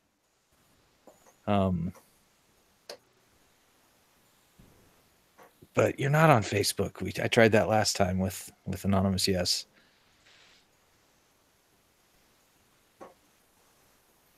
Because I have a ton of Portland wrestling pictures up on Facebook.com/legit pro wrestling. That for anyone who grew up in the Northwest, it is your one-stop shop. Even though I don't sell anything there, I should. I've thought many times about selling pro wrestling T-shirts, teaming up with an artist. But I'm not sure how that would work legally. I'd probably have to talk to the families and figure out how to work that deal. Yeah, I'm sure there's copyright thing you got to worry about. Yeah. Gonna have to talk to old Bobby Haynes. Billy Jack Haynes, I'm sorry.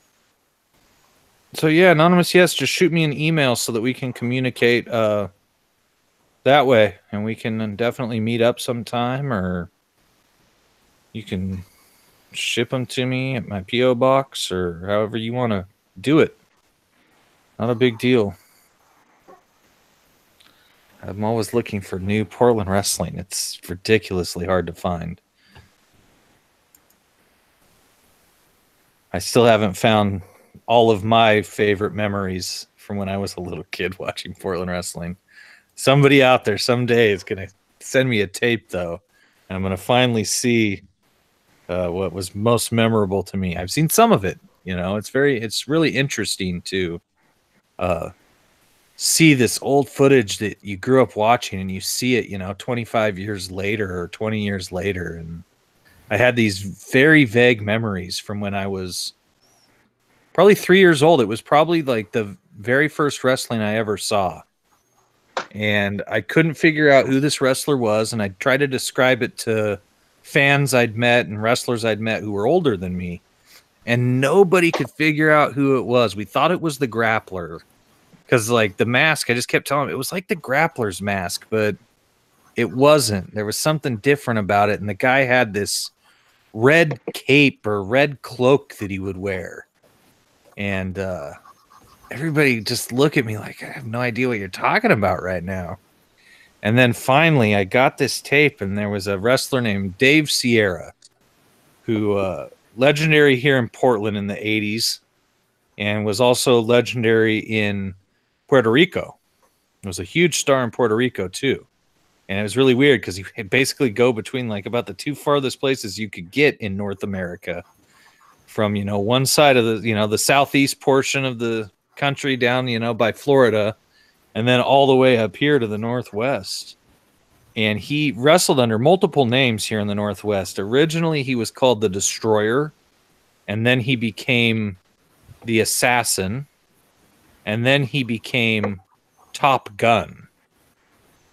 And for a period of maybe 3 months' time, maybe 90 days, if that, when he was wrestling as the Assassin, when he first started, he had this yellow and black mask that looked very similar to the Grappler's mask. But he wore a red cloak for just maybe like 3 months. And I'd had this memory in my head since I was probably a 3-year-old little kid. It scared the shit out of me when I was a little kid. First time I ever saw wrestling, first time I'd ever seen a man in a mask. And I had that memory. And then finally, I got this footage of when Dynamite Kid was in Portland Wrestling. And sure enough, there was Dave Sierra as the Assassin with that red cloak on. And I knew it. I finally saw it. Finally got to figure out where that memory was from. Which is fascinating. I find memory to be a fascinating subject.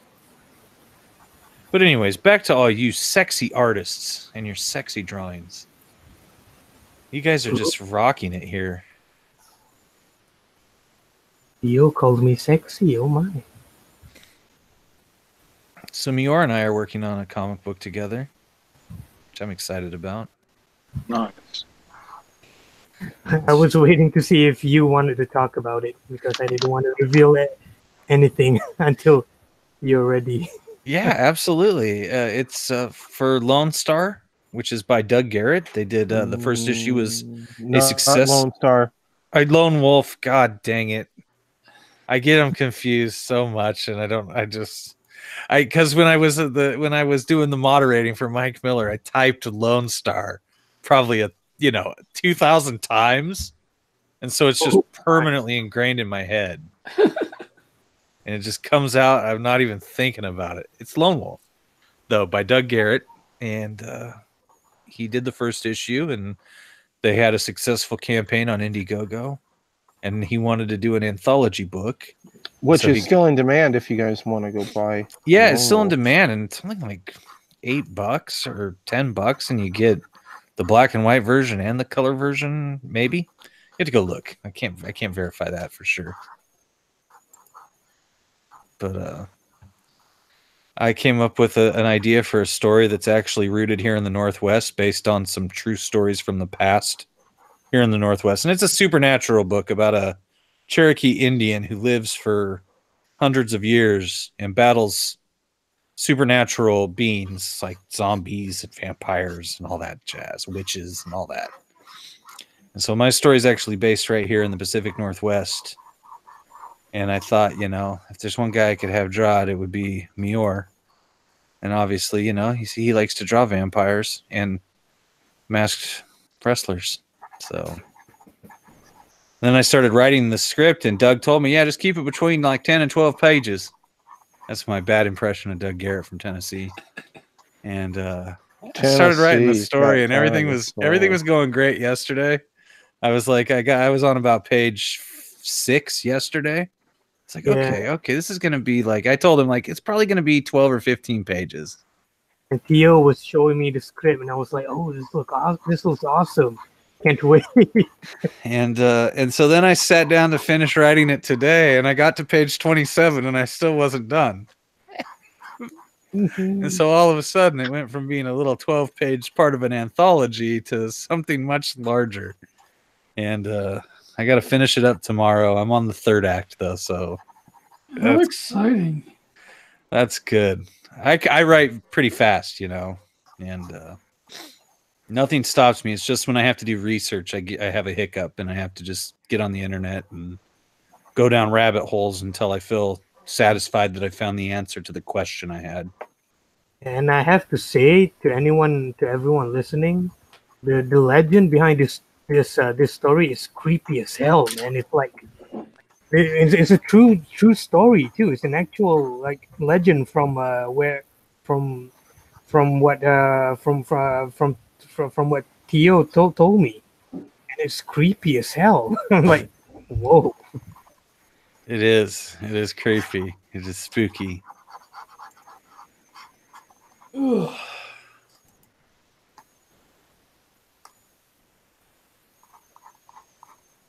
Anonymous, yes, I want to address Anonymous, yes, in the chest. There were 2 assassins, but what you're thinking of when you think of the assassins are the assassins who were from the South, which was Jody Hamilton was best known as the assassin. And then there was an assassin number 2 also. Actually, I think Jody Hamilton, when they got the second assassin, I think he started calling himself assassin number 2. Our assassin was entirely different, Don Owen, because Portland was so much in the middle of nowhere prior to the new millennium and the age of the internet. Don Owen would often have guys wrestle under another name. So, like, the Destroyer was a very famous wrestler in the 1960s, 50s, 60s, and 70s. A legend in Japan, and then back here in Minnesota, he wrestled as Dr. X, where he was an AWA world champion feuding with Vern Gagne. But in the 1980s, Don Owen told Dave Sierra, "You're going to wrestle as the Destroyer." And then after he was done having him wrestle as the Destroyer, he told him, "You're going to wrestle as the Assassin." And so it was kind of interesting because if you were an older fan and you paid a lot of attention to wrestling, and maybe you got some of the wrestling magazines that were around back then, you would have read about the Assassin from the southern states, and you probably would have assumed that it was the same Assassin who we had out here, but entirely different people. Have a good night, Anonymous. Yes. It's going to run. He or she's going to run. So are you based in Portland or?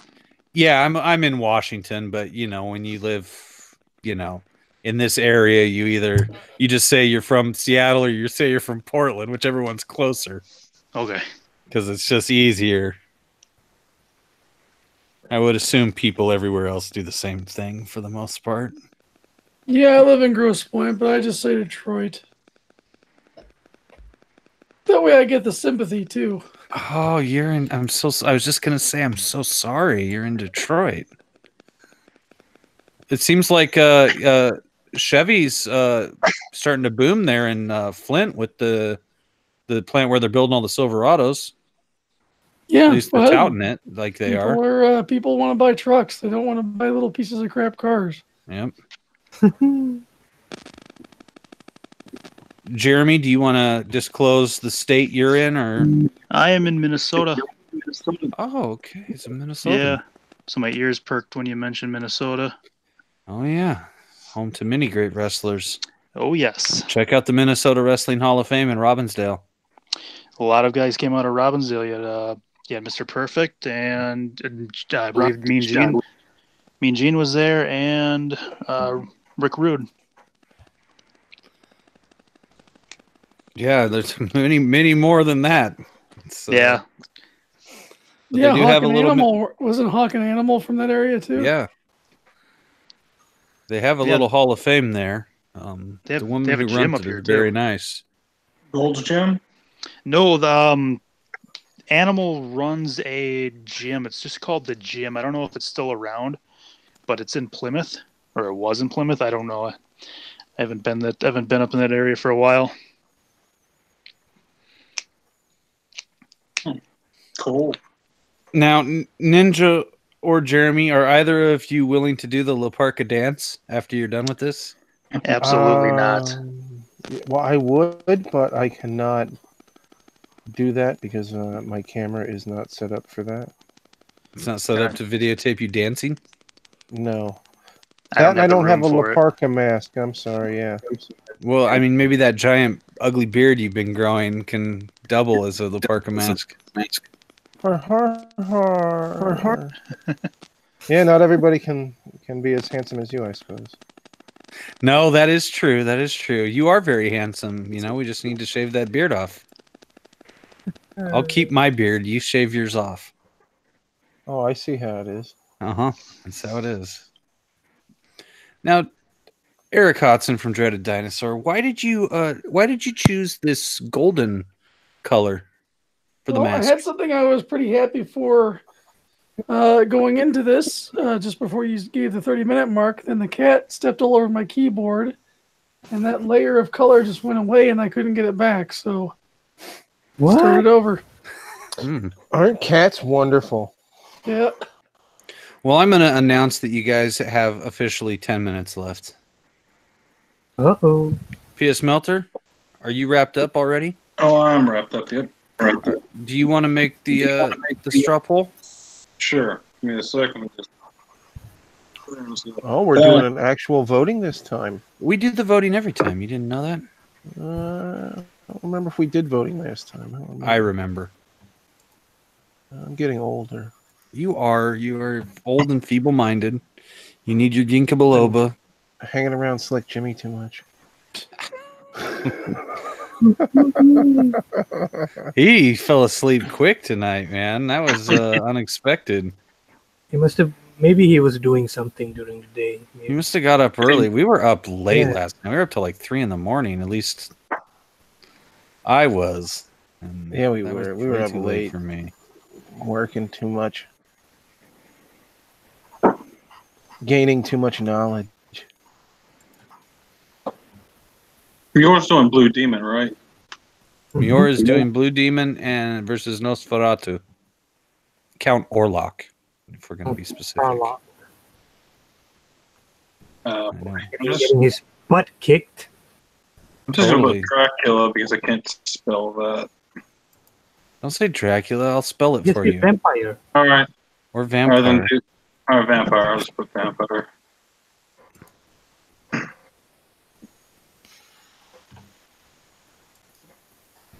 Yeah, I need to get this done because, as usual, my crappy computer is starting to...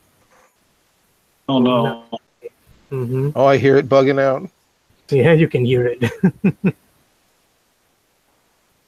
So I'm just going to finish it quick.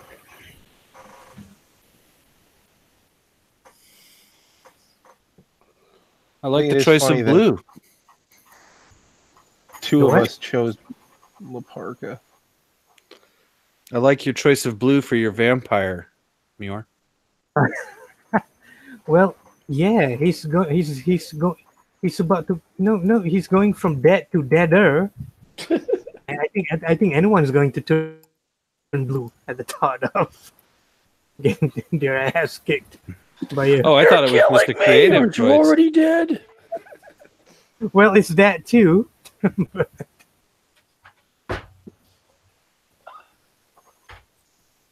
Can you imagine being dead and fearing for your life? Because this huge, muscular Mexican in a mask is going to beat you up. That's funny.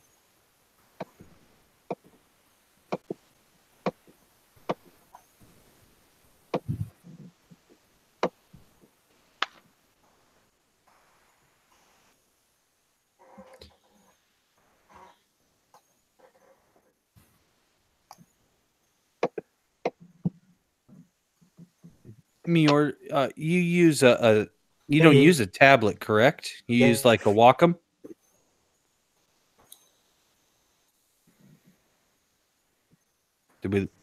Are you there, Mior? Hello. Yes. No. Sorry, my computer is bugging out now. God.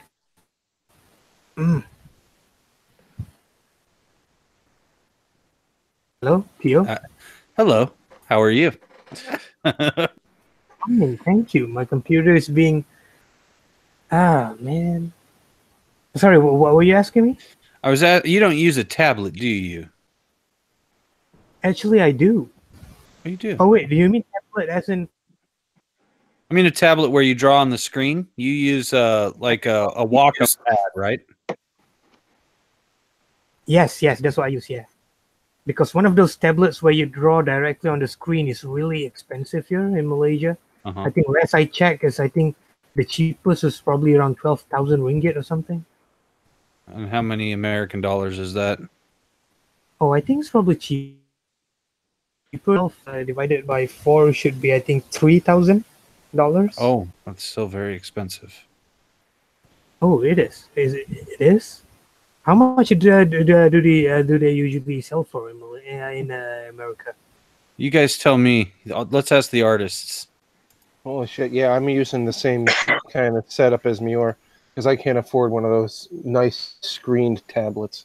How much do the screen tablets cost? I thought they were only like $1,000 bucks. Well, I thought I saw one for about 500. I'll probably find an old one for a pretty decent price. I just bought a used Surface Pro 2 from a friend of mine for like $300. Oh, Yeah, lucky. that sounds pretty nice. All right, I posted the straw poll in our little Hangouts group chat. I see that.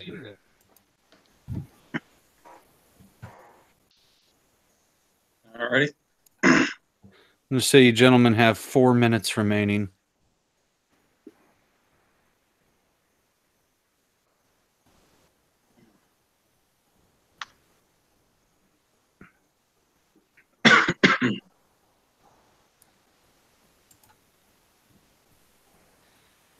Hmm. I'm really torn. I am every time we do this, though, I've noticed. I want to be able to vote 3 times.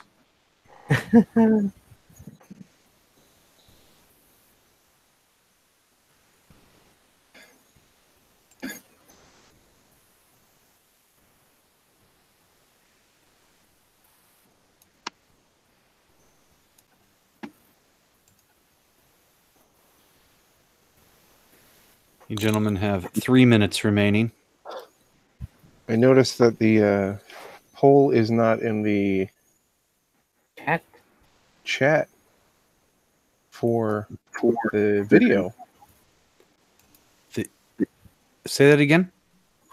I said the videos or the poll is not up in the video chat, like the live stream chat.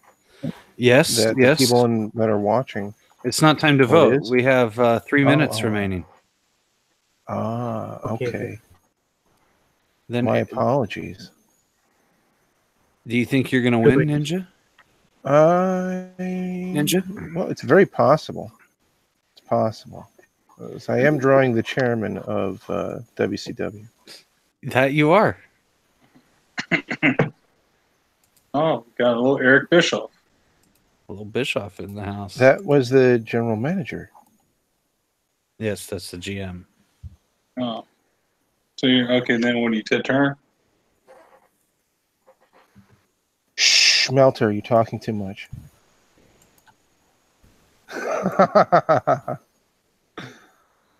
You know, I wonder if La Parka actually could speak English. I'm sure he think I've ever can. heard him. I've been following him on Twitter now. I have yet to see him post anything in English. Really? That's surprising. Maybe you can't. Maybe I just missed it.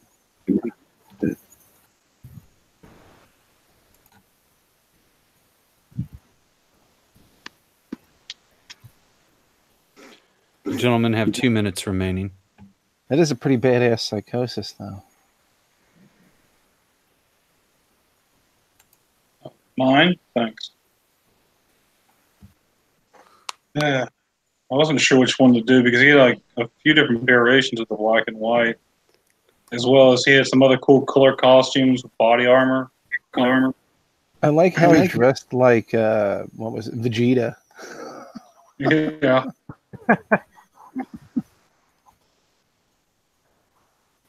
He had like a Vegeta costume going for a while. It was pretty funny. Yeah, and then I saw there was a picture of him and Mysterio had him like in a Boston crab, not a Boston crab, like a camel clutch, and I was like, all right, blue, and I was like, all right, I'll have him drop kicking Rey Mysterio. Back then, he had no tattoos. He didn't have any. He had the basic look. It's very simple for Rey back in WCW. It's not that complex. You gentlemen have 1 minute remaining. I'm liking both La Parkas, though. Oh, man. Jeremy's got Copics. I'm jealous. Copics are freakishly expensive. I think those are Copics. Are those Copics, Jeremy? Yes. So the secret is buy them individually and buy them what's the best word to put it? Buy them every week. they're cheaper that way.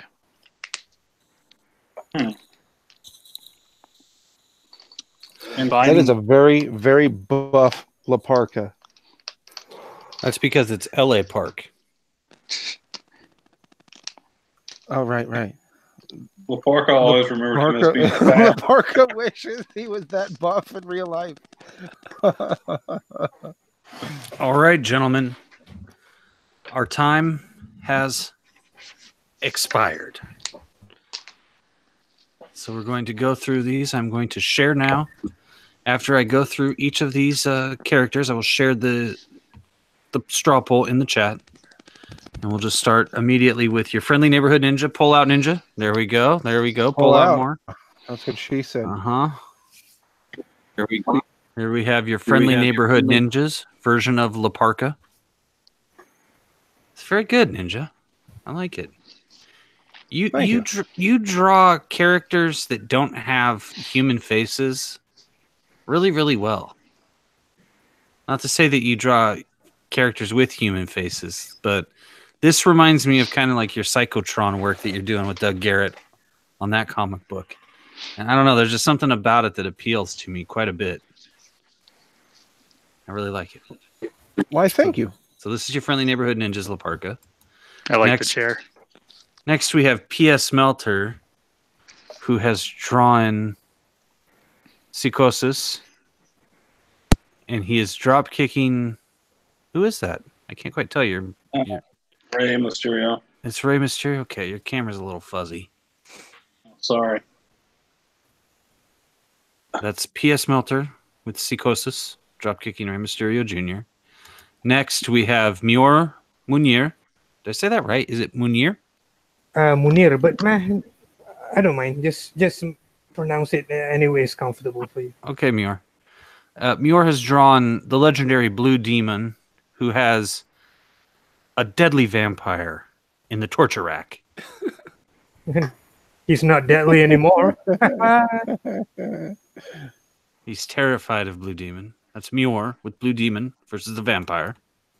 Next, we have Jeremy, who has drawn this absolutely stunning L.A. Park, or Laparca, whichever you would prefer to call it. But I'm going to say that's L.A. Park because it has the Star Wars Episode 1 Phantom Menace Darth Maul face. And that's the trademark, apparently, of L.A. Park. So don't get it confused with your friendly neighborhood ninjas, Laparca. See, they are different, clearly. They clearly different. Last but certainly not least, Eric Hodson, the dreaded dinosaur, the man behind Roddy Piper, the Kilted Avenger comic book, has drawn an absolutely stunning Pentagon Jr. from Lucha Underground fame. So what we're going to do now is we are going to put into the chat the straw poll, and you are able to vote on that straw poll. It is absolutely 100% free. You do not have to put any information in. You just click it and you go there and you get to vote. And it's all up to you who you vote for. I'm not going to pressure you to vote for any of them, but I'm going to ask that everyone watching, please vote. Give these guys a little encouragement, and let's see who the fans have chosen. And don't be afraid to vote for yourselves, gentlemen. Don't listen to Ninja likes to pretend he votes for someone else, but that's really how he's managed to win, is by pretending he voted for someone else and hoping that then they'll vote for him. Don't let him trick you. I don't know what you're talking about. We have your friendly neighborhood ninja with Laparca. We have P.S. Melter with Psychosis, drop kicking Rey Mysterio Jr. We have Munir with Blue Demon, giving a serious torture rack to a deadly vampire. We have Jeremy's absolutely stunning and buff L.A. Park, a.k.a. Laparca. And we have Eric Hodson, the dreaded dinosaur's phenomenal Pentagon Jr. The choice is up to you, beautiful people out there in YouTube land. Please vote. And I'm not going to say that if you have a cell phone you can vote twice, but I heard a rumor that if you have a cell phone and it's not connected to the Wi-Fi, you can vote twice. Really? It's just something that I heard from John Malin. Allegedly. Allegedly. I'm not going to admit that I have done that, but I may have. And we're going to see who wins this evening. So please vote. Once again, I will go through the incredible contestants here. Your friendly neighborhood ninja with a phenomenal La Parca. La Parca. P.S. Melter with psychosis. Psychosis. Drop kicking. That dirty little Rey Mysterio Jr. He's kicking a little kid in a mask. Muir Munir with a vampire being put in a torture rack by Lucha legend Blue Demon. Jeremy, whose last name I don't know or I would say it, who has drawn this absolutely stunning LA Park, aka La Parca. Whatever you'd like to call him, that's up to you. What matters is you vote for him. And this delightful, spooky Pentagon Jr., drawn by the dreaded dinosaur, Eric Hodson. Just click that link in the chat, and you will be able to go to the straw poll and vote. You don't have to put your name in. You don't have to sign up with a credit card. You don't have to tell them your email address. It's the simplest thing on the internet you can do. It's as simple as watching YouTube. It's even simpler because you don't even have to log in. You can vote. I'm going to go vote now. Who will I vote for? I love them all. I want to vote for them all. I want to vote for them all each time. I'm going to have to buy 5 more cell phones just so I can vote for everyone. Now that's dedication. That is commitment right there. It's kind of how you'd say sketchy.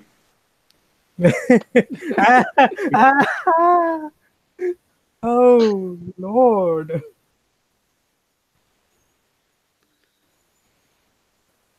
Was La Parca still wrestling, or did he retire? Still wrestling. Yeah, if he ever retires, he could be a great valet. He could. Oh, my. Smart ass.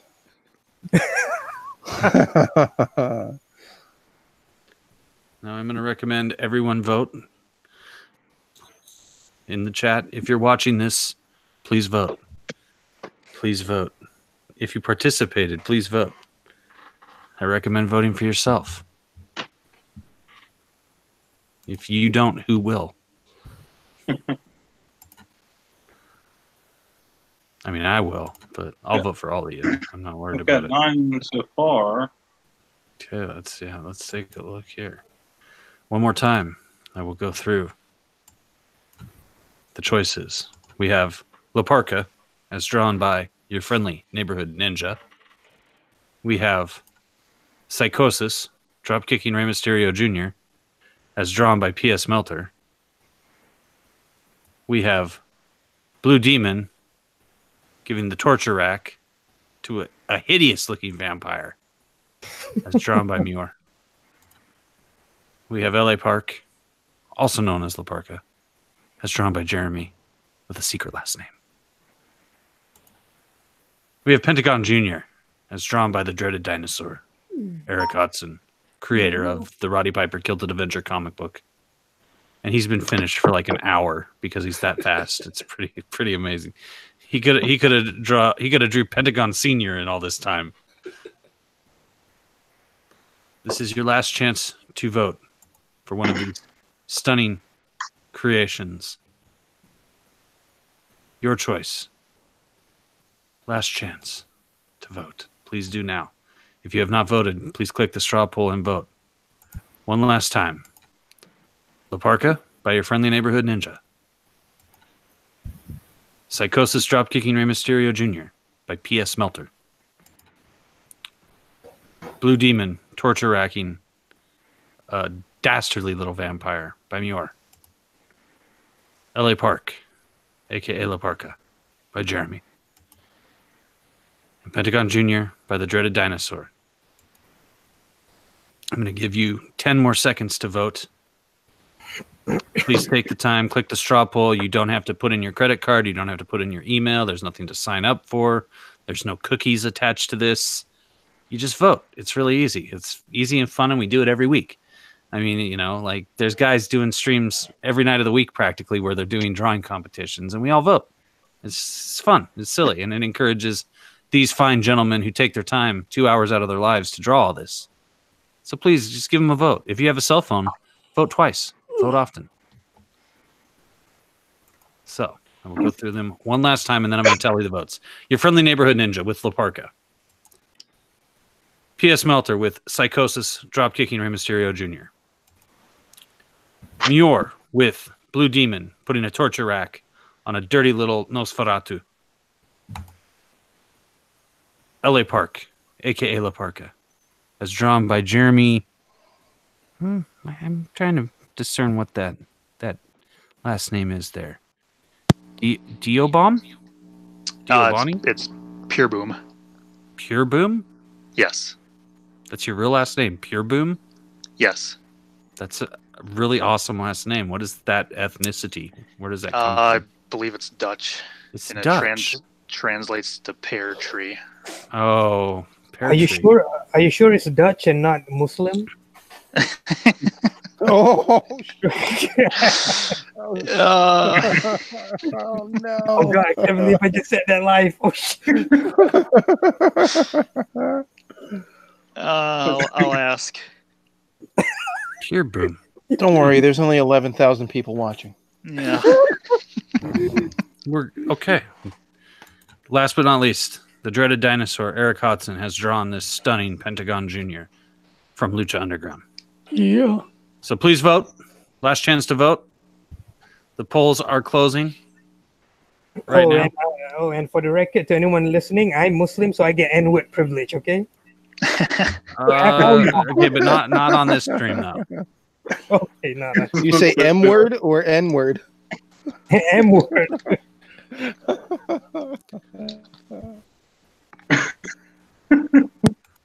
Okay, I am now going to look at the results. Are you gentlemen ready? Here we go. With a participation ribbon, a man making his first appearance here tonight. I can't believe he's getting a participation ribbon, to be completely honest here. He didn't vote for himself. He is Jeremy Purebloom, whose art deserves more than a participation ribbon. Yes, still got it. 0 votes. How did you not vote for yourself? 'Cause You realize you could have won the bronze medal. I'm from Minnesota. We're nice up here. That's very kind of you. Muir, you didn't vote for yourself either. No. So you could have beat Ninja. Oh, But now, Oh no! but now you guys are sharing the bronze medal. P.S. Melter got out all of his phones and voted for himself 3 times. And that is why he is the silver medalist with his Psychosis, Dropkicking Rey Mysterio Jr. And our new champion here on Drawing Blood. It is the dreaded dinosaur, Eric Hodson. Yay. The stunning Pentagon Yeah. Jr. 5 votes from the beautiful people watching. I wish they could keep voting Fantastic. all through the next 24 hours. Great, yes, great job. Great job. Thank you. So now what we typically do is we let everyone plug their books so that then you can go and spend time with your loved ones if you have loved ones. I don't have loved ones, so I don't have anyone to go love. So I just stay here with Muir. But I'm going to start with your friendly neighborhood ninja who drew that lovely La Parka. What are you working on, Ninja? Well, currently I am the colorist for Sporkman Goes to Japan, and you can find copies of Sporkman Goes to Japan on Comixology right now. And also, we have a publisher with Wicked Publishing, So you can look for us there as well. Also, I'm going to be working on a comic with Doug Garrett, the creator of Lone Wolf, the Indiegogo, successfully funded Indiegogo campaign. And it's going to be called, well, the campaign we are going to be launching is called Psychotron. It's about a World War III cybernetic super soldier in the post-apocalyptic wasteland, trying to find his way, just trying to keep himself operational. And also, Skinny Ninja and I are going to be working on a story for Doug Garrett's Lone Wolf anthology. That's going to be coming to you guys here soon, as well as Science Wizard Comics, the producers of Pineapple Pizza Man. If you guys don't know what that is, go look it up. You guys will be pleasantly surprised. Thank you guys very much. I am exceedingly proud of this community, and I just want to thank you guys once again for the competition and the fun drawing time. Thank you guys so much. Up next, the co-producer of this very show, Drawing Blood, here each and every week on Testosterone Overload. It is P.S. Melter. All right, you'll find me here, and sometimes you'll find me hanging out on Testosterone Overload's other channel, Crypto Comics, and other people's channels, and Twitter at PS Melter, and sometimes when I upload videos on my own channel, PS Melter, on YouTube. Up next, the mighty Muir. Yes, I have an ongoing webcomic updated monthly titled The Broken and the Damned, which you can read for free on Tapas. And like T.O. mentioned before, I am also currently working on a comic with him, which I didn't mention before because I wanted him to make the first move. Then, yeah, and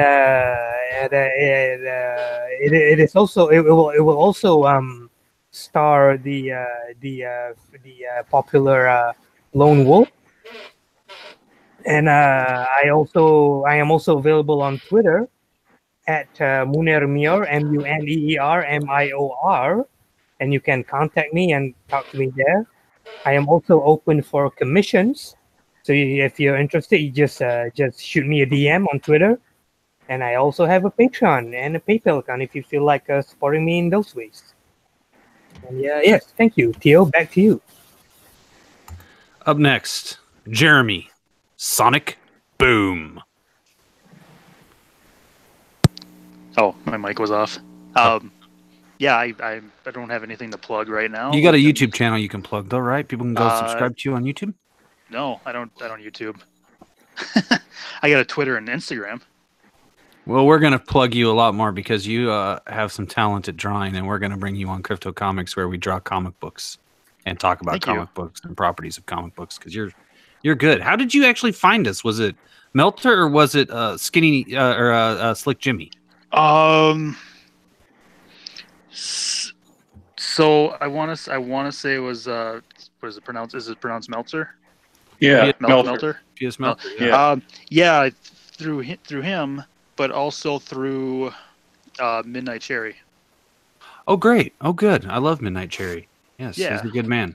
So I'm on Twitter and Instagram, and I'll, shoot. There's my name, how to spell it. But yeah, my art's on Instagram. I've got a website, and Twitter is probably where I'll be plugging my book next month.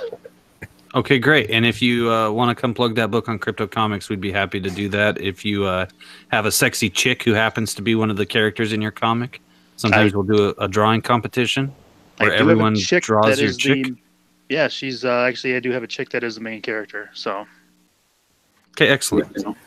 Thanks, Jeremy, for showing up. And yeah, thank you. Thanks for having me. Been a pleasure. Now, last but not least, our gold medal recipient, our new heavyweight champion of the world,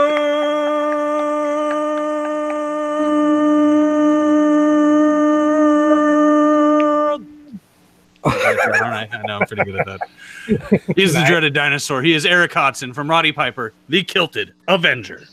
Yes, that's right. I'm currently drawing Roddy Piper, the Kilted Avenger, a 52-page full-color graphic novel starring the man himself as a superhero vigilante. You can go to kiltedavenger.com, check out the Indiegogo, which is no longer live, sadly, but you can see some of the updates and stuff as they get posted. And I have a webcomic on Webtoon called Dreaded Dinosaur, which I'll be hopefully getting back to here pretty soon. Got a lot of other little irons in the fire, a possible heavy metal pitch that I'm working on as well. And as always, building my channel, Dreaded Dinosaur on YouTube. So go check me out over there. There's a bunch of videos already, and I'm going to have some new content shortly. You know what I think you guys should do? I think you guys should do another Indiegogo for the Kilted Avenger, and I think you should make it for $100. That way you can permanently have it on demand. Yeah, it's not a bad idea. No, it's a good idea. And I think that you would see money start to trickle in over the course of the next few months as you complete the project. So consider that, because you guys have a good project there, and you're a phenomenal artist, and we need to get you a little bit more money so you can draw more comics. Yes. Okay, well, I guess that leaves it on me now. So if you want, you can join me at Crypto Comics, where I try to stream at least 5 times a week. If I'm not streaming, I'm usually uploading a pre-made video that involves comic books, the history of comic books, properties of comic books, movies about comic books. I think I covered it all. Not video games, though. I never talk about video games with comic book characters in them, strangely enough. And I'm just rambling now. And Eric's looking at me oddly, and that's okay. I don't blame him. Seems like you could do a whole video on that Comic Zone video game. Remember that one? No, I don't know what that is. It's an awesome game. It's awesome. Oh, it's so great, dude. Oh, Dude, man. I should have never mentioned video games. No, it's like he's like playing in panels, so he jumps panels. It's pretty cool. Yeah, Oh, sounds fun. He's literally fighting on the pages of a comic, jumping from panel to panel and all that stuff. It's awesome. It's really awesome. Oh, That sounds fun. When was this made? Sega Genesis era, probably 94-ish. Also, actually, when I was playing games, the good old days, man, when I was just a youngster. Yeah, check it out. Take me back. You take me back, Eric. You take me back. Get me right in my heart, brother. Right in my heart. Okay, so anyways, thanks for watching to all the beautiful people in Webtown. I love you, brothers. I love you, brothers.